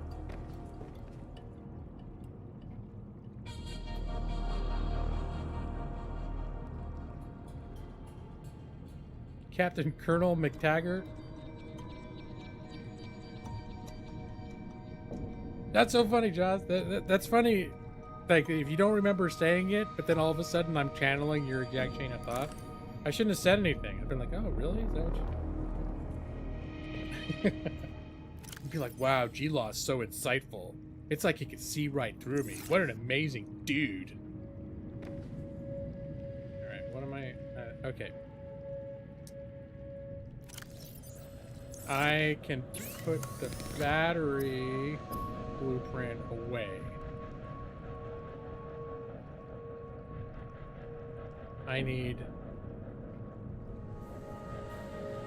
Okay.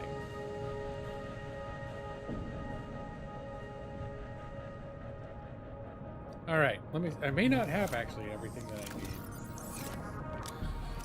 Okay, no, I do have one of these.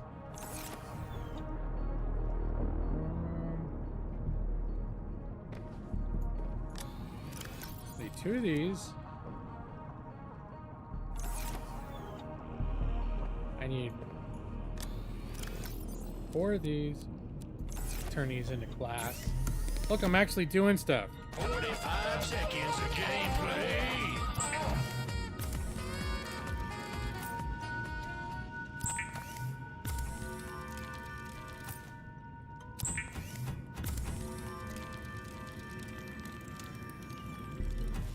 Okay, now I can make the plasteel ingots.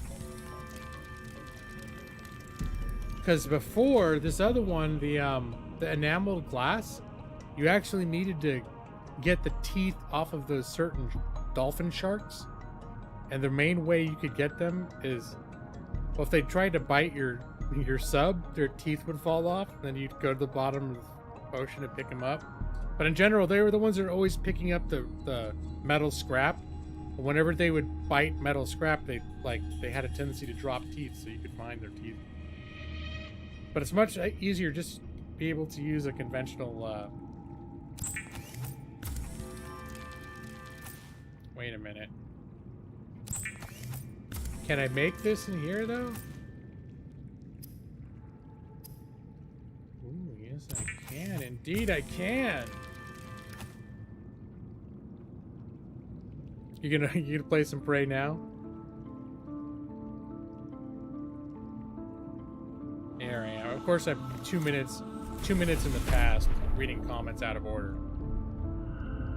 It's like a minute after I address your last comment, I see the one you did before that, and I'm like, what a comment. Charge 45%, 75%. Okay. Upgrade. Here it is. Now I can go down to 300 meters.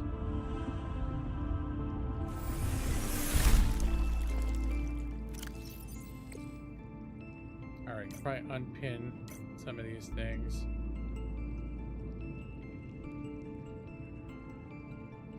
Quantum locker. A storage solution that shares content with all other quantum lockers. Is this like one of those floating devices? That's kind of interesting, though. I don't remember that.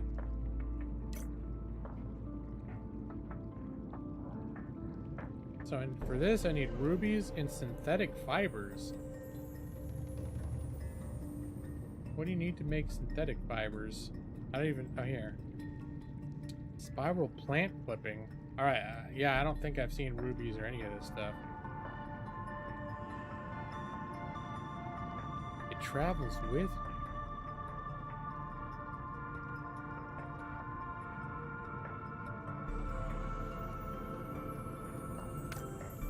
Why has this got a little pin on it? Anyways.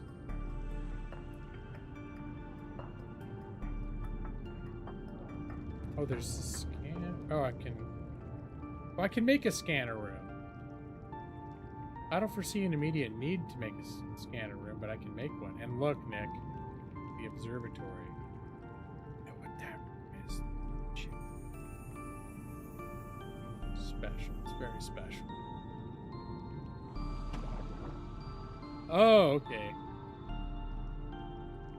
That's funny, Saya, is I thought... I was under the impression you maybe knew this game better than I did. For a second. When you're asking how far I was in the story and stuff, I'm like, oh. Alright, the modification station. Oh, I could make one of those. And then I can... I wonder if that'll unlock new things. Alright, well, you know what? Let's do it. All I need to do is make a computer chip, and then I can make a modification station. That's, ooh, do I have red coral, though? I have one red coral. Coral! Okay, I know where coral is, though. Oh, you've watched other people play. Yeah, I played a bunch of this a year ago. And then I decided, I ran out of the content and I decided to wait till they finished it. And I'm glad I did. Because there's, I think, a lot of stuff in this game now that I'm not familiar with. And yeah, I think it's funny. It made me think of someone said this about the first Subnautica, and I've heard it said about other things before. It's like if you could have a way to erase your experience exploring the first Subnautica, like this guy's like, yeah, if I could have go to a neurologist and have it removed, and pay them to remove that part of my brain so I couldn't remember it, I would, so that I could play it again and discover everything for the first time again. That's why I was saying, I wouldn't want to just out of the gates Google anything in this game, because part of it really is just the fun of looking around and figuring out where stuff is. Like that little cavern where I found the diamonds. That was just random. I just happened to notice there were little cracks in the bottom. Decided it was a space no submarine was going to fit down. I swam down there and found diamonds. And hello, Boca Des 01 Cooley. Sorry, I know I completely destroyed your name. But hi, how you doing? Yeah, it is like it's like a sequel, standalone expansion. It's a different part of the same planet. And there's supposed to be some overlay. I think it's supposed to be a year later. I'm not sure what elements, the story elements, may explicitly reference the earlier game. But you could absolutely play this game without ever having played the first one. I mean, you're not going to be like, oh, I'm missing out on what the hell's going on. I don't appreciate this game because I didn't experience the first one. But as I discussed earlier, I still think the first one's like an overall. It's a bigger, wider, broader experience. If you're gonna start with one, I'd probably start with the other one. Welcome aboard, Captain. All right. So now, wait, do I have? No.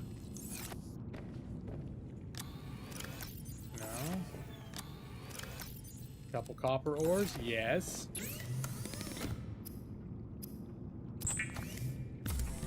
Gonna make a computer chip.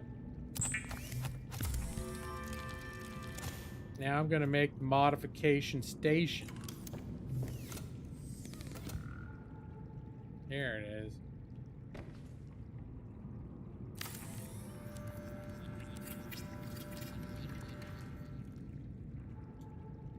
And you know what? I'm gonna make a little bit of glass, make a window here. I just realized it'd be nice to just have a little window over here, you know? Where's the there we go. Make a pane of glass.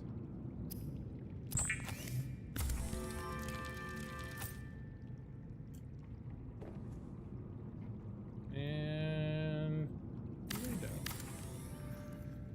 There. Now I won't be so surprised whether it's day or night outside. Always nice to know whether it's day or night.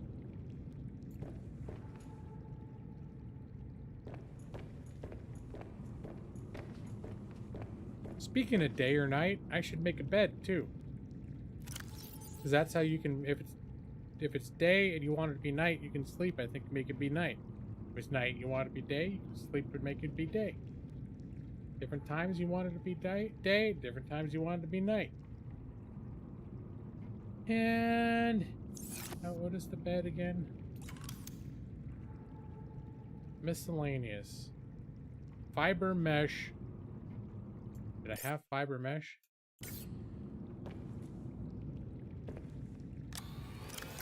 I do not have fiber mesh. Alright, never mind. Guess I can't have a bed. I guess that's why we can't have nice things.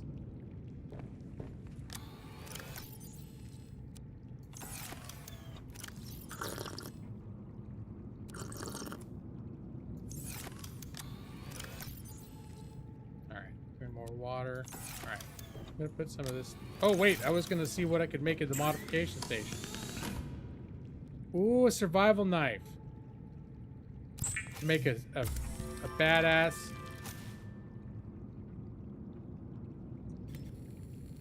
Look at that. I think this is where if I hit the fish, it'll just cook it. Where you at, peeper? I'm gonna test my theory. I want to test it on a peeper. Let's see a peeper. Here, just a fresh fillet. Bam. Hey. This is not as easy as I thought. There we go. But it is, in fact, a cooked Arctic peeper. Yeah, that's pretty cool.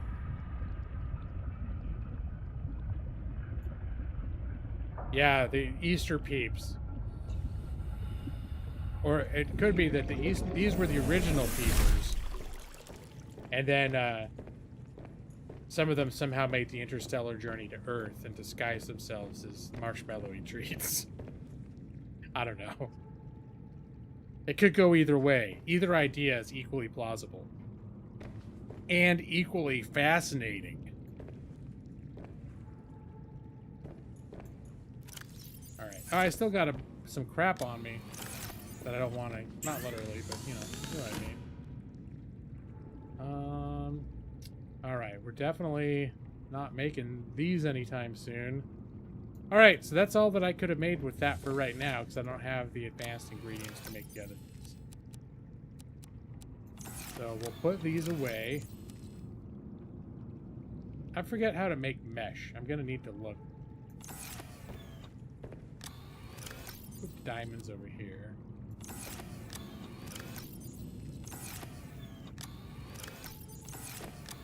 Yeah. I have my own little mental way that I'm sorting this out in my head right now.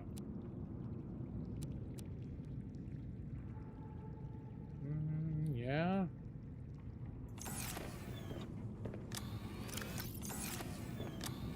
Nope. This is where copper goes. This is where titanium goes. This is where salt goes.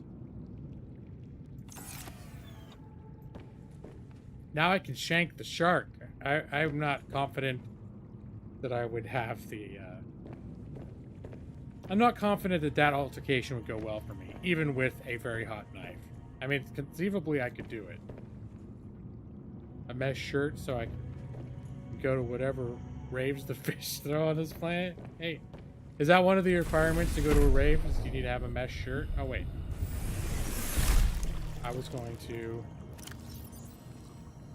see what it took to... Speaking of mesh... Creepvine sample. Silicone rubber. Alright.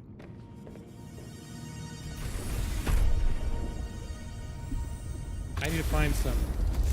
Creepvine is basically like kelp. And I think I saw... Well, I think I've seen some in both directions.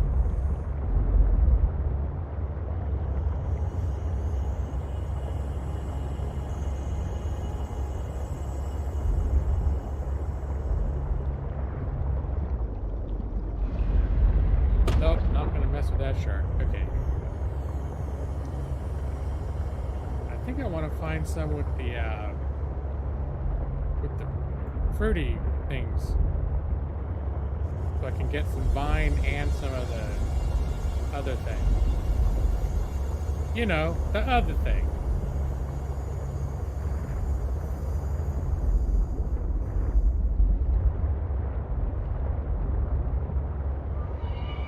These little guys, they're fine. They're curious. But if you're anywhere near them while you're holding an object, they will steal they'll rip it out of your hands and swim away and put it in one of their little nests. They have nests like in caves and shit. Little thieves. Okay, this is what I wanted. I wanted one of these like clusters. Make sure those little thieving bastards aren't nearby.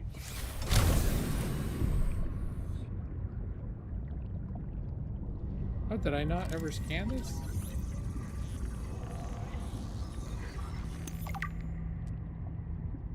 Alright. Stay away. I think these take up a lot of inventory space too. I'm just gonna grab a couple. Alright, that's enough. I've got a little knife out. Get some of the vine. Does take up much space? Yeah, those take up a shitload of space too. Alright, that put away! Stay away! Nothing. I got nothing. I got nothing. Little thieving bastard. Alright, that's all we needed. That was a quick, just a quick little excursion for some seaweed bits. This is a, that's a fish. I just scanned. What? Okay, I think it's just one of those really big, scary shark monsters.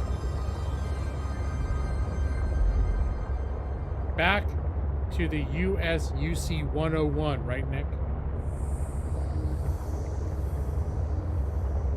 Yeah, there's you can get like grow boxes, I think they call them, and you can get indoor and outdoor grow boxes. So there are ones that you can build that grow stuff that grows out in the water, and then I can't remember if they're in this game, but I know that there were above ground trees and plants you could buy that had fruit and stuff, and you could plant them inside your base as food sources.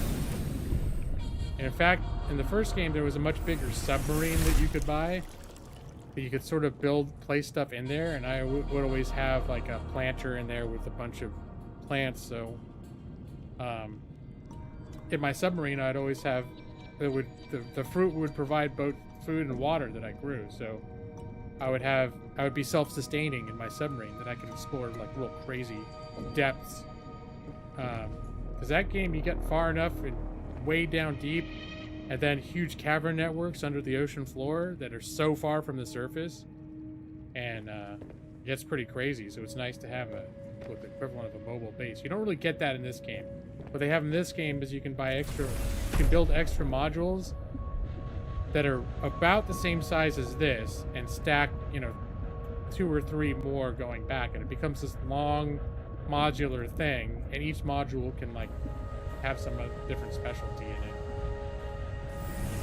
But the first one, you have a big ass submarine with different levels, and you can build all sorts. You basically could build any of this stuff in there. There's enough room for it. The sea truck. No, there's no Cyclops. Now I think you can hack the game to make you have the Cyclops, but there's no, like, in the first game, I think it was the submarine was called the Sea Moth, the little one, and the big one was the Cyclops. And this one essentially takes the place of both. So what you end up doing is you add 2 or 3 segments of this, so it becomes super long, and you have storage and other stuff in there. You can attach your prawn suit, that mechanized suit, to the back, tow it around. Hey buddy, got him. And then if you want, and it moves slow and kind of sluggish when you have all that stuff on there. So then if you want to be able to move quick, you can detach this again from the rest and do your, whatever, all your tight exploration, and then pop back up, reconnect. And it's kind of it's an interesting system. It's a nice variation. It's neat that that they did this, but I still, I miss the Cyclops, because that submarine is flipping cool. Is it a blue vein Cyclops? I'm not sure what you mean by that, but are you talking about a penis, Maxie? Is that a veiled metaphor for a penis? I'm still live. Oh shit, I just realized it's 11 o'clock. I probably shouldn't be live. Everyone's gonna be like, thanks, Evie, you ruined it. Now G-Law knows he should have stopped streaming already. And I probably actually should. Oh wait, I was gonna do this first.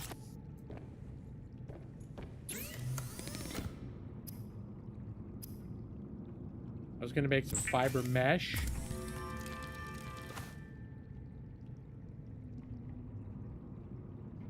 Oh. I guess I should have collected more. That runs out quick. I'd never use a veiled metaphor in your chat. That's comforting, Maxie. I appreciate that.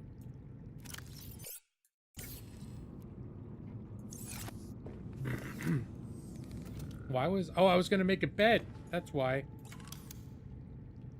was gonna make Fred's bed. It looks very under the sea.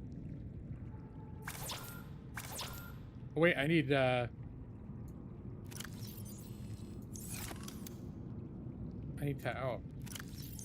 It's rare that I don't have any titanium on me. Oh, it's rotten? That's quick. Alright, maybe I can still make something with it later. That didn't last long.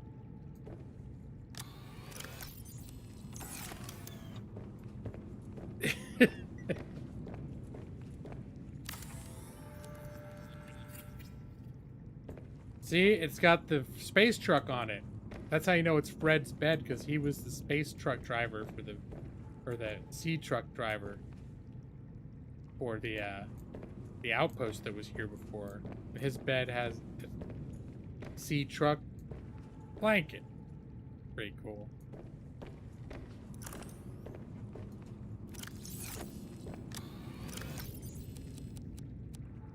All right. No. Let's have a drink. Replenish the drink. Maybe just real quick, grab a couple bladderfish.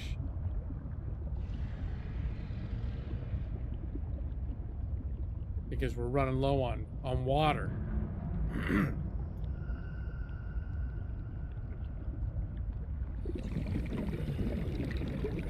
Why would you assume it's a little person's bed, Maxie? It looked to scale. Bladderfish aren't as good as getting away. That one gave me the slip though, didn't it? That's okay, there's more.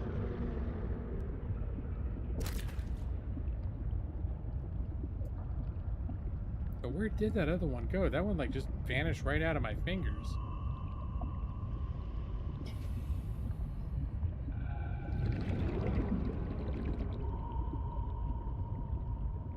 There's one. There's two. One. Two. Three.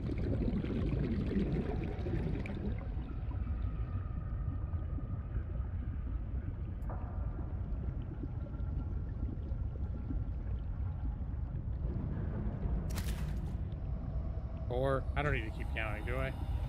I don't know why I started.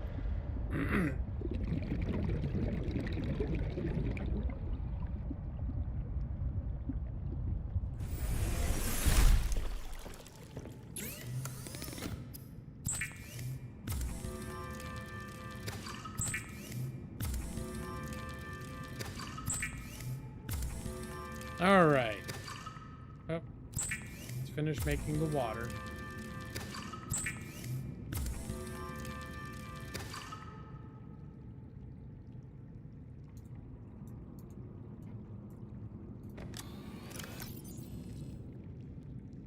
Okay.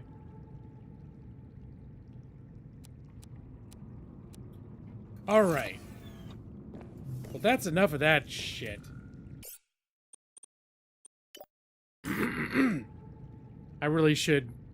I should really wrap it up though, because I didn't realize it's after 11. Thanks, Evie. Thanks, Evie, for reminding me it's time to stop playing the games. And speaking of which, well, I know you're off tomorrow, but this is pretty late for you, Evie. Get out of here. I'm sure it's all over. Time to pack up shop.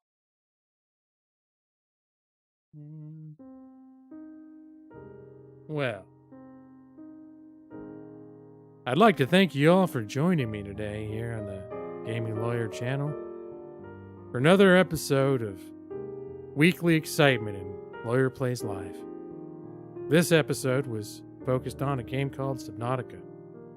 Subnautica Below Zero. It's the Arctic version of Subnautica. A little quick 18 holes of baseball.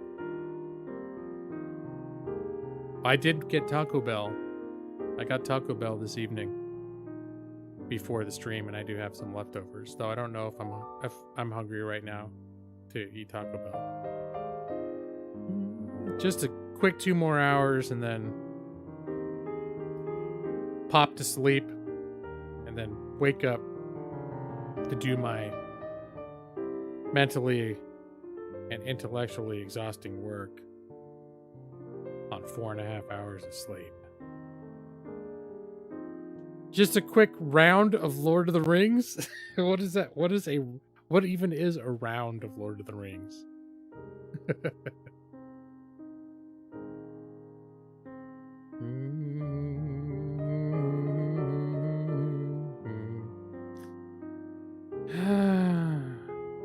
Yeah, I am getting tired because I can't even think of anything to talk about.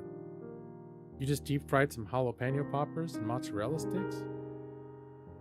See, jalapeno poppers feels like if I ate those this hour, I'd end up waking up in the middle of the night with heartburn. So those do sound good. Oh, a Silmarillion speed run. So when you say a quick round of the Lord of the Rings, you mean actually reading the Lord of the Rings. You know, funny thing is I have been listening to Lord of the Rings again. To go to sleep to. For some reason, specifically the Fellowship of the Ring, the part where it's still like the hobbits when they leave the Shire and they meet Tom Bombadil and they meet Strider and stuff, and they're running away from that. They're trying to stay away from the Nazguls that are hunting them down. Just the whole part where it's just before they get to Rivendell and form the Fellowship, then it all starts getting a little more. Like the story gets a little more out of control. There's a whole lot ends up going on, but where it's all about the hobbits, and they're trying to get, like, just escape the Shire, and I love that whole part of it. Oh, there's Jaws, with the $2, telling me to stream. But Jaws, oh my god, look at that guy. What's he got there? Is that a metal cock? What is that shit? Where'd that come from? What a weird channel. $2. That's $1 an hour. That makes sense.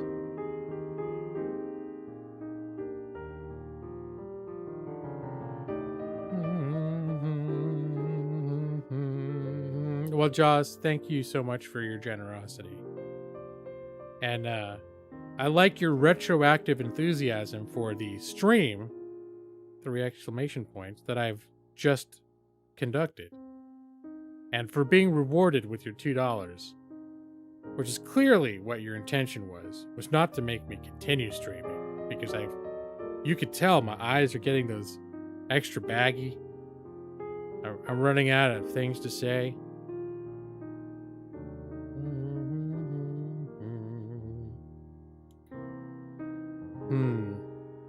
I was messing around with this earlier. Here, look.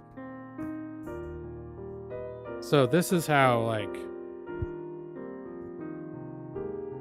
the professional people do it. They have the microphone coming down, where it's like, oh hey, but it's all like in your eye line. How's that good? What? I don't understand. Is it so you have room to, like, if you have to shuffle papers or something? I don't know. I like it much better where it's down. It's down here and it can point. It can point. Sorry, I'm muted. It can point up at me and be like, okay. But it's not blocking my view of my monitors. See? I'm tired, so this is the sort of thing I end up saying. There's absolutely no reason for me to start talking about that right now. Except for the fact that I'm tired, and I looked at my microphone, and then I was thinking about, like, yeah, other people do it upside down. You intend for me to stream longer. So, Josh, I appreciate your enthusiasm. But and that sort of thing may have been an incentive 3 or 4 years ago, when a part of me was thinking, oh, maybe I could make this channel into a thing where it's like, hey, if I make enough money right now, I can afford to not work tomorrow, because I wasn't making a ton of money working a lot of the time anyways. But right now, the amount you'd need to pay me in order to jeopardize my job performance would be pretty substantial. I mean, you might trick me into streaming later than I should just by bringing up Lord of the Rings and board games and shit. But I won't do it for the money. I like money, don't get me wrong. And I appreciate kind gestures of generosity, but let's not get our expectations out of whack. That's all I'm saying. Lawyers.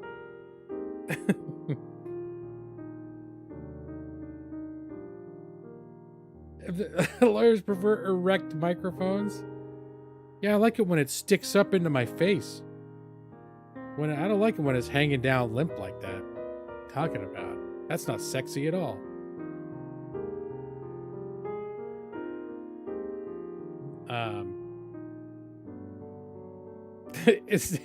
Pretend you're tired while you artificially restrict supply of the product we need. Sounds pretty insidious when you frame it like that, Brad. Tell us more about hobbitses? No, that was not a good Smeagol impersonator. Hobbitses.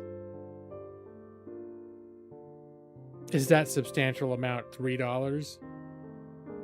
No, Nick. Nick, you fool. No, it's not. In fact, I don't think there really is. There's not an amount. There's not an amount that you could pay me to intentionally jeopardize my job performance, because my job I'm pretty happy with. But it is the sort of thing where you're afraid if you wander in there with your pistons half firing, then you could fuck something up in a way that, I don't know, necessarily one strike you're out, kind of like for making a mistake. But the ramifications for things that we could potentially, like a fuck up we could make, could cost the company tens of thousands of dollars. So, and I've seen other people on my team make mistakes that cost the company tens of thousands of dollars, and they didn't get fired. But I've seen people make mistakes that did get fired. It wasn't just about the money, but you can go in there with no sleep. Oh, but it would be so miserable, Brad. I would be so miserable. I could probably do it, but I'd be miserable AF. Because they're very demanding, and it would be really hard to keep the pace that I need to keep, the mental pace that I need to keep on no sleep. It'd be absolutely miserable. You enjoyed... I'm the same, Maxie. I mean, I started with The Hobbit, and it was my first love. But The Hobbit's definitely it was written for children. And The Lord of the Rings kind of wasn't so much. Lord of the Rings was a much more mature story, even though there's still hobbits, and there's still that, like, sort of charm to it. It's definitely it's a harder read to get into it. It's not like something for 8-year-olds. But The Lord of the Rings to me is like where things really start feeling, I don't know, very like immersive. Like, not just, hey, storybook adventures. It's like, oh, this is like a real world with real history and real shit happening. And these little guys are in it. Yeah. Just snort some coke. Wow, it seems like, but you know what? I could avoid all of these eventualities by just looking at the time and going, oh God, it's 11 o'clock. I should probably go to bed.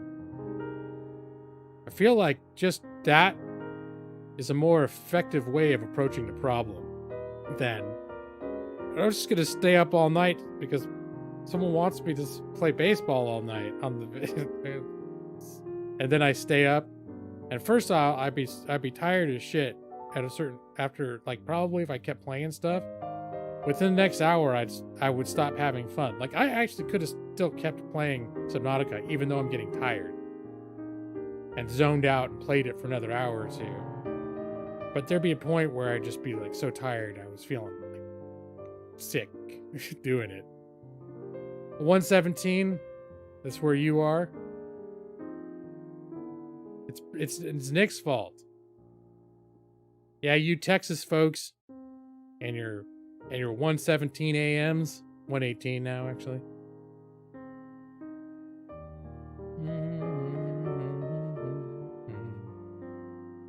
You're off for the next 21 days? I can stream the entire time? Oh, that's nice, Maxie. No. In fact, that's why I have to work extra long days in order to take a half day on our camping weekends, because I didn't realize this, but like we have a certain amount of time off, and I realized how much I've spent this year already. There's only so much paid time off. And so when I requested all these half days and some days off during the summer for camping, my assumption was like, hey, I may eat through the rest of my vacation by the end of the year, but if I still need more, I don't care. I mean, I'll go unpaid. If I needed like a few days off around the holidays and I was out of vacation, that's fine. For years and years, I didn't get paid vacation, and all my time off was unpaid time off. So I'm like, no problem. But when I was requesting it, my supervisor's like, yeah, I think we got a policy that once you've used your vacation time off, you can't get any more time. What? So that wasn't super exciting for me. But then they're like making the rules up on the fly. They're like, hey, we can figure it out. We can talk to HR, see what the rule is. And I guess HR was like, you guys make up your own. You guys decide at your discretion what can be approved after vacation hours have been used. And they're like, okay, well then you can request one time after your vacation hour is done, and then maybe more times. It's like, I don't know. I just don't like the idea that there's gonna come a point where I'm like, hey, there's this thing going on the holidays and I want to take this week off, and they're like, no, because we decided no. It's like, because reasons. I know how I got talking about that. Oh yeah, so the idea was 21 days off. That's more than I get. I can't take 21 days off. I used to think that I could but I just never would ask for that much off, so I never butted up against a policy like that. I'm not almost out of vacation time, but it got to where, well, because they're also like, oh, you can use your sick time too. You get like a certain amount of sick time per year, which I still have like a good number of sick days left, like 3 or 4. I've used them for other stuff, like when I got my COVID shot and stuff, I took a day for each one. But yeah. Then they're like, yeah, you can use your sick time as vacation time too. And I'm like, well, I want to keep my sick time open in case I actually get sick. I don't want to get sick and be like, oh, I used all my sick time to like go camping. And now that I'm sick, I have to worry about getting some kind of disciplinary action because I used my sick time to go camping.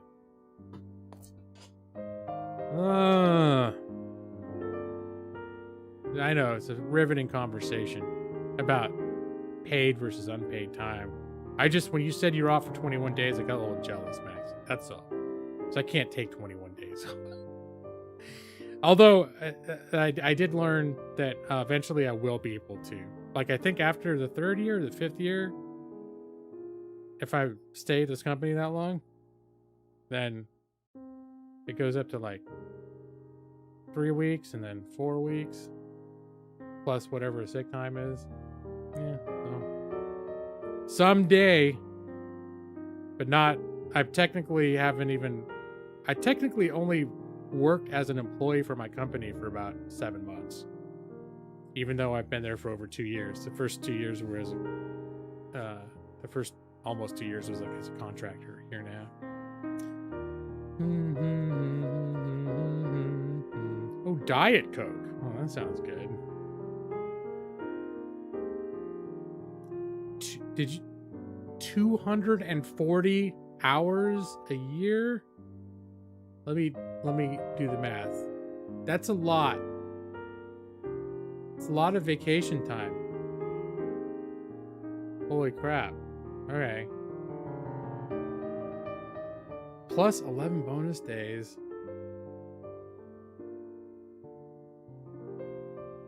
And 4 PA days? Well, at the 240 hours, that's 6 weeks, right? That's like 6 work weeks. That's some good shit right there, Maxie. So, now apparently if I ask for that much time off, it's considered a disciplinary issue. I'm like, I don't care if you don't pay me, because that was sort of my all the jobs I had before were shitty benefits. When I was in my 20s and stuff, it was always like, yeah, you get most of them would offer 5 sick days per year, and that was it. And they're like, if you call off more than 5 days within a 12-month rolling period, we're gonna write you up. But you can ask for as many days off as you want, and if we say yes, that's fine.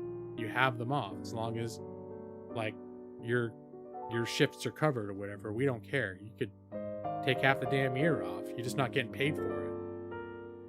So, well, I never pushed the boundary on that, because the fact of the matter is, when you're working jobs that don't pay that much, you don't take that much time off. But that's the irony now, is I have a job that pays a little more and has better benefits, and it's like, yeah, I wouldn't mind having, like, you give me 2 weeks vacation. I feel like I could use over the course of a year more than 2 weeks off, and I don't mind not getting paid for that third week. Like, 'cause that's what I was thinking, is probably like a third, I would probably be inclined to use about 3 weeks left to my devices per year, which I would consider reasonable. I'm like, yeah, pay me for the first 2 and I'll take, but they basically said I could do that. So I'm like, oh, okay, that's cool. But at first they were like, we don't know if you can do that. But all we know is you're going to run out of your paid time with all these, by the end of the summer, by all these camping things that you had. And I'm like, oh, didn't seem that excessive. Work for the government. I was looking for a job for work in the government for a long time. I just could never find a position that would hire me, or that fit what I was qualified for. So I've applied for a few government jobs, and I wouldn't say that there weren't jobs that I was qualified for. It's just they're very competitive to get. Your name is one of many applicants. I heard some of the jobs I applied for did get 200 resumes. Yeah, we're going camping over Memorial Day weekend. Yeah, my wife ended up booking a whole bunch of camping weekends. So we're going next weekend, and I don't know what all the weekends are. I know one, I think, is it going into Labor Day? One of them we took off, like, we're going camping for 4 or 5 days. Or I guess 4 days. We're leaving on a Thursday and coming back on a Monday. That might be Labor Day. But yeah, no, we're like looking forward to camping this year. That's basically our extravagant travel plans, are basically camping. We just ordered cots so we don't have to sleep on the ground. They're coming on Saturday. We're gonna test them out, see if we need. I'm gonna sleep on them at least one night this weekend to see if we need extra padding. But yeah, we're like lamb camping at this point. Camping, it's actually hasn't been that hard to find camping. You can't always get where you want to go. So it's not like you can camp at any campground you want to. You look and there'll be stuff available, but basically any time that we've wanted to camp, we've been able to find campgrounds, and some of them we've really liked a lot. So it's not like it's like, oh, there's the shitty campgrounds no one wants to go to. You get those. No. But yeah, no, maybe there's a lot more campgrounds in Oregon than in other places, but that was one. Now there were some walk-in only where you can't make reservations. There was one in particular that we found that we really liked and really wanted to try to go to. But before we actually packed up and did it, we did a couple trial runs first and thought, okay, let's just see if we're all packed up and then leave straight from work, after work, what are we going to be able to find open spots in this campground? There's like I think has 14 spaces or something. And we tried it 2 Fridays in a row, and both times everything was taken. So we're just like, okay, well, that's not gonna. That was a little sad because we fell in love with that place. But yeah, we're just not gonna.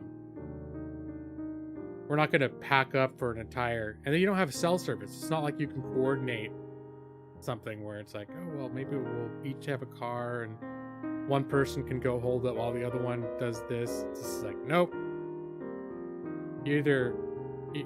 Maybe you can go, and if there's a spot, drop one person off, and then they sit there, and then the other person goes back and packs the car. But it's like, nope. You basically got to pack for a whole camping trip when knowing there's only a 30% chance you're actually going to go camping. It sounds like what the...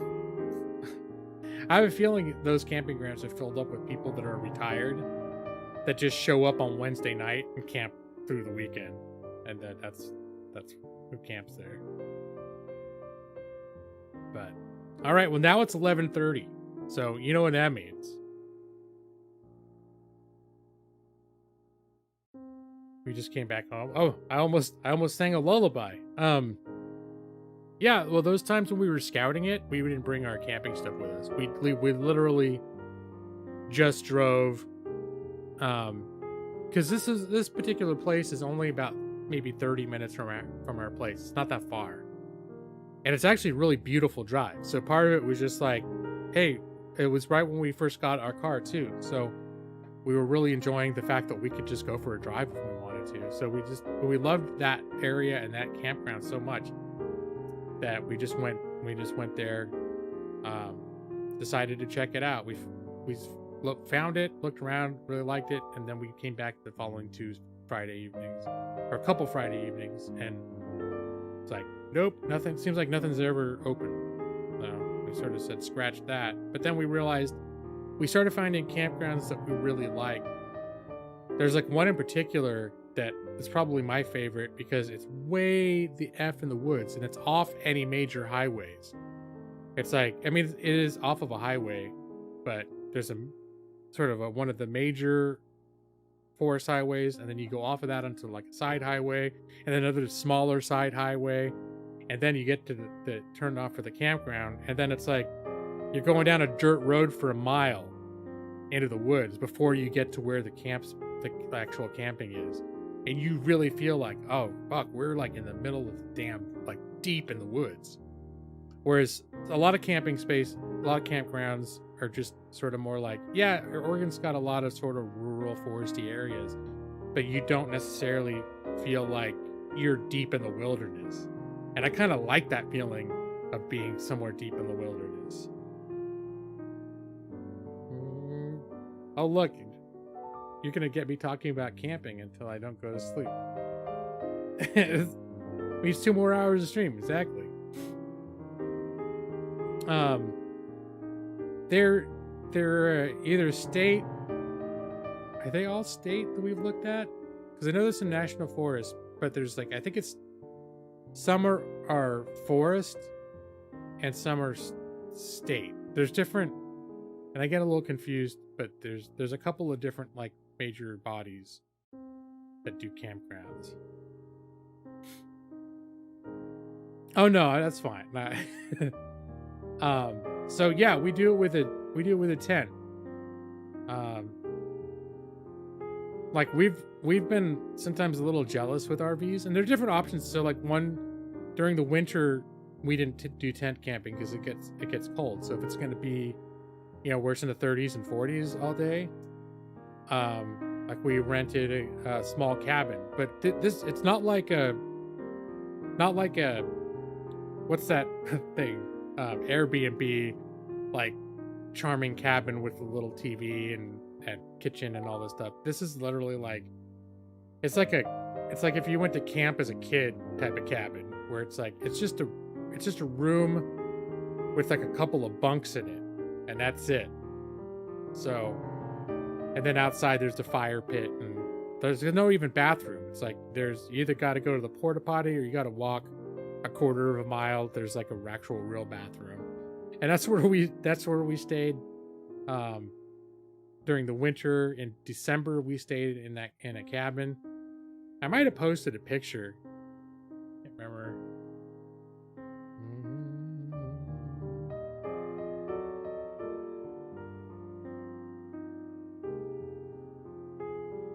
Oh yeah.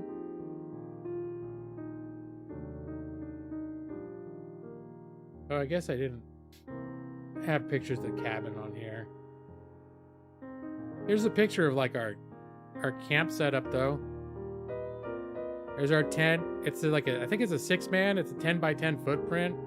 So we're hoping when we get cots, it's gonna, the slope of it's not gonna mess it up. So like, because we're each getting a cot. Because we like that you can sleep. 2 people can sleep in there, but you have all this room. Like there's still all this room in the tent to just get changed or whatever you're gonna do in there.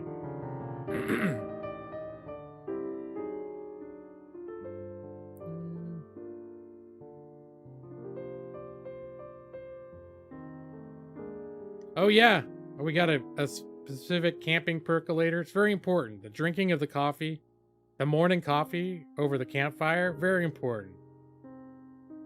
Let me see if I can easily get a picture with the campground, with the cabin.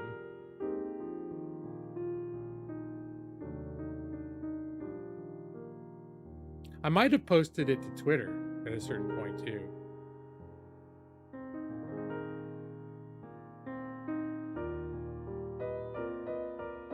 Oh, and then a couple months ago we stayed in a yurt.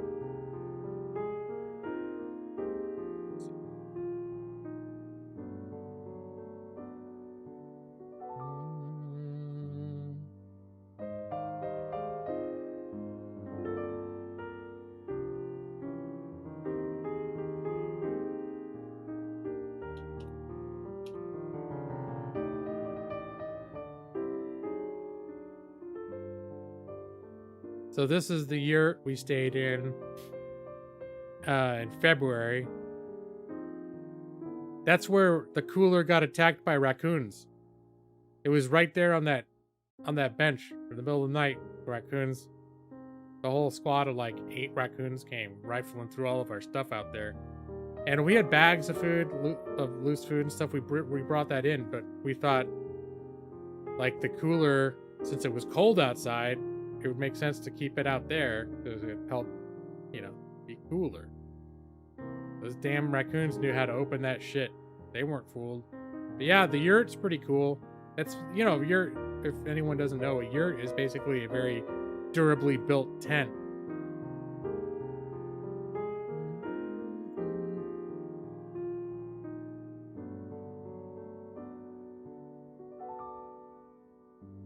And let me see. I know I've got a picture of the cabin too.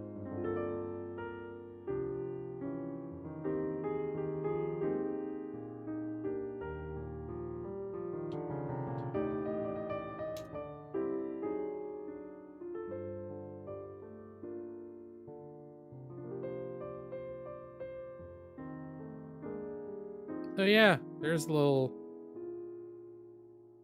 That's the cabin where we stayed at. And you can see, it's a real charming log, like old style log cabin. There's like a log swing on there and stuff. But it's real bare inside. It's literally just a room with beds. And that was it.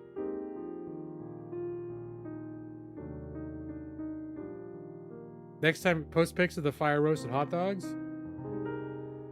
Oh, I think I've got pictures of that already. There. That was my Nathan's hot dogs. One of them I made into a salsa dog. The one on the right.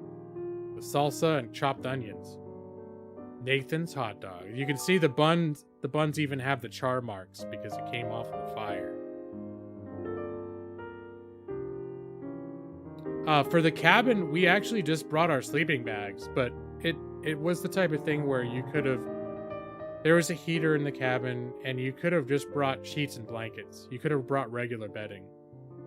But we just brought our regular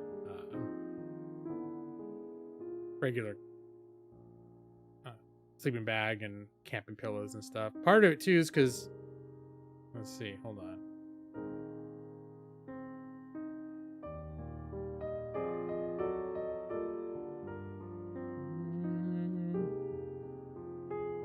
Keep cleaning up after myself because I don't want my scene.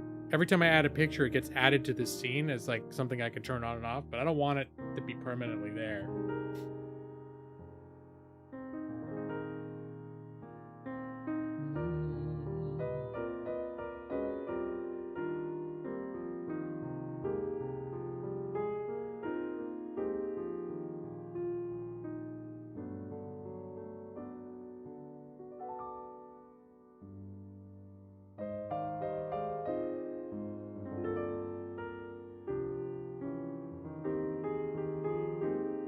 Nathan's does meat-free dogs. I've been hearing Amanda brought up the fact that there's some good hot dogs. Maybe it might have been Nathan's. So there's a side view of the cabin. You see we had our fire going and our foldy chairs. And but see, there's the limitation back there. See that? Our Honda Fit. Not a big vehicle. So like the sleeping bag and camping pillows are compact. So that's one of the incentives. And we actually just bought a roof rack, like a container that's pretty sizable. And so now he's got we call him. Our car's name is Fitz. It's Fitz the Fit. He's got a dapper hat with an excellent storage solution. So that's why we started buying more stuff now, like cots and things like that. Because there's stuff that we kind of wanted before, but we would literally fill every square inch of Fitz with our camping stuff. They're relatively new. Okay. Yeah, I know recently my wife brought up it. I can't remember if it was Nathan's. But I know she recently... I mean, that's the thing, too, is it seems like they keep getting better at fake meat technology. And if one company figures out how to do it well, it's like a dominoes effect. And then there's the tried and true people that have been, like, making tofu dogs for years. And that now, by comparison, taste like complete garbage. But some people, like, because they had them so much, they've like them. But if you're like, I want a hot dog. Oh, what's this? Tofu dog? How does this taste? And it's like, you're not. It's not gonna fool anybody. Don't get your hopes up. It's gonna taste like ass in a bun.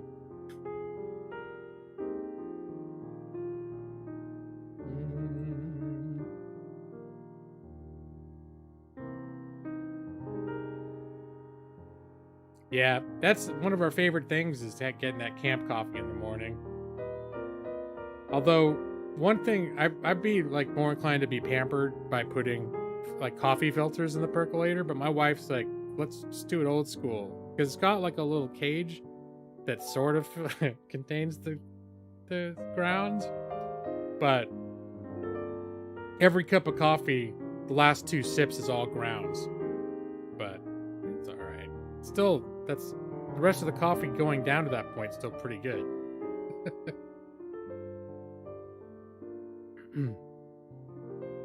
But yeah, the cabin you bring your own bedding for. It's completely bare bones. You go in there. It basically feels like and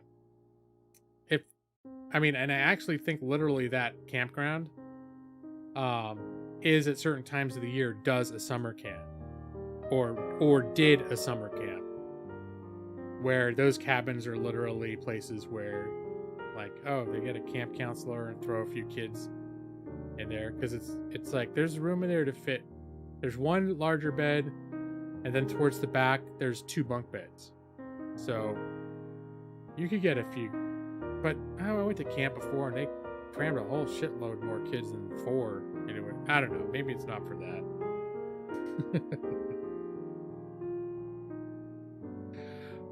Alright, well, we're pushing midnight. Oh, there we go. I know I certainly got quite excited talking about camping. And I know you all did too. But, it's getting really tired. All of a sudden, like, I just got real tired. So, that's what's going to happen now. I'm going to dim the old lights just like this. You know how it goes. Get in real close. Wait, first you got to see. You gotta see how close I'm getting to the microphone. That way, when I dim the lights, you'll know how very close we are.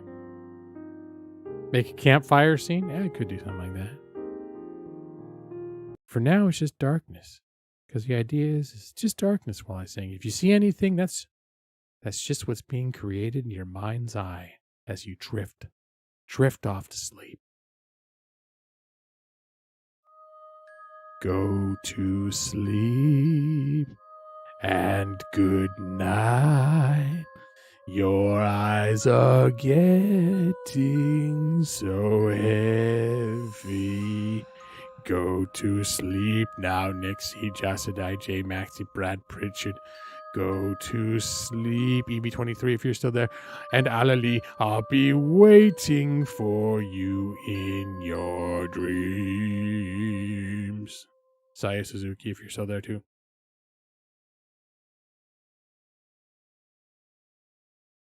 Yo quiero taco.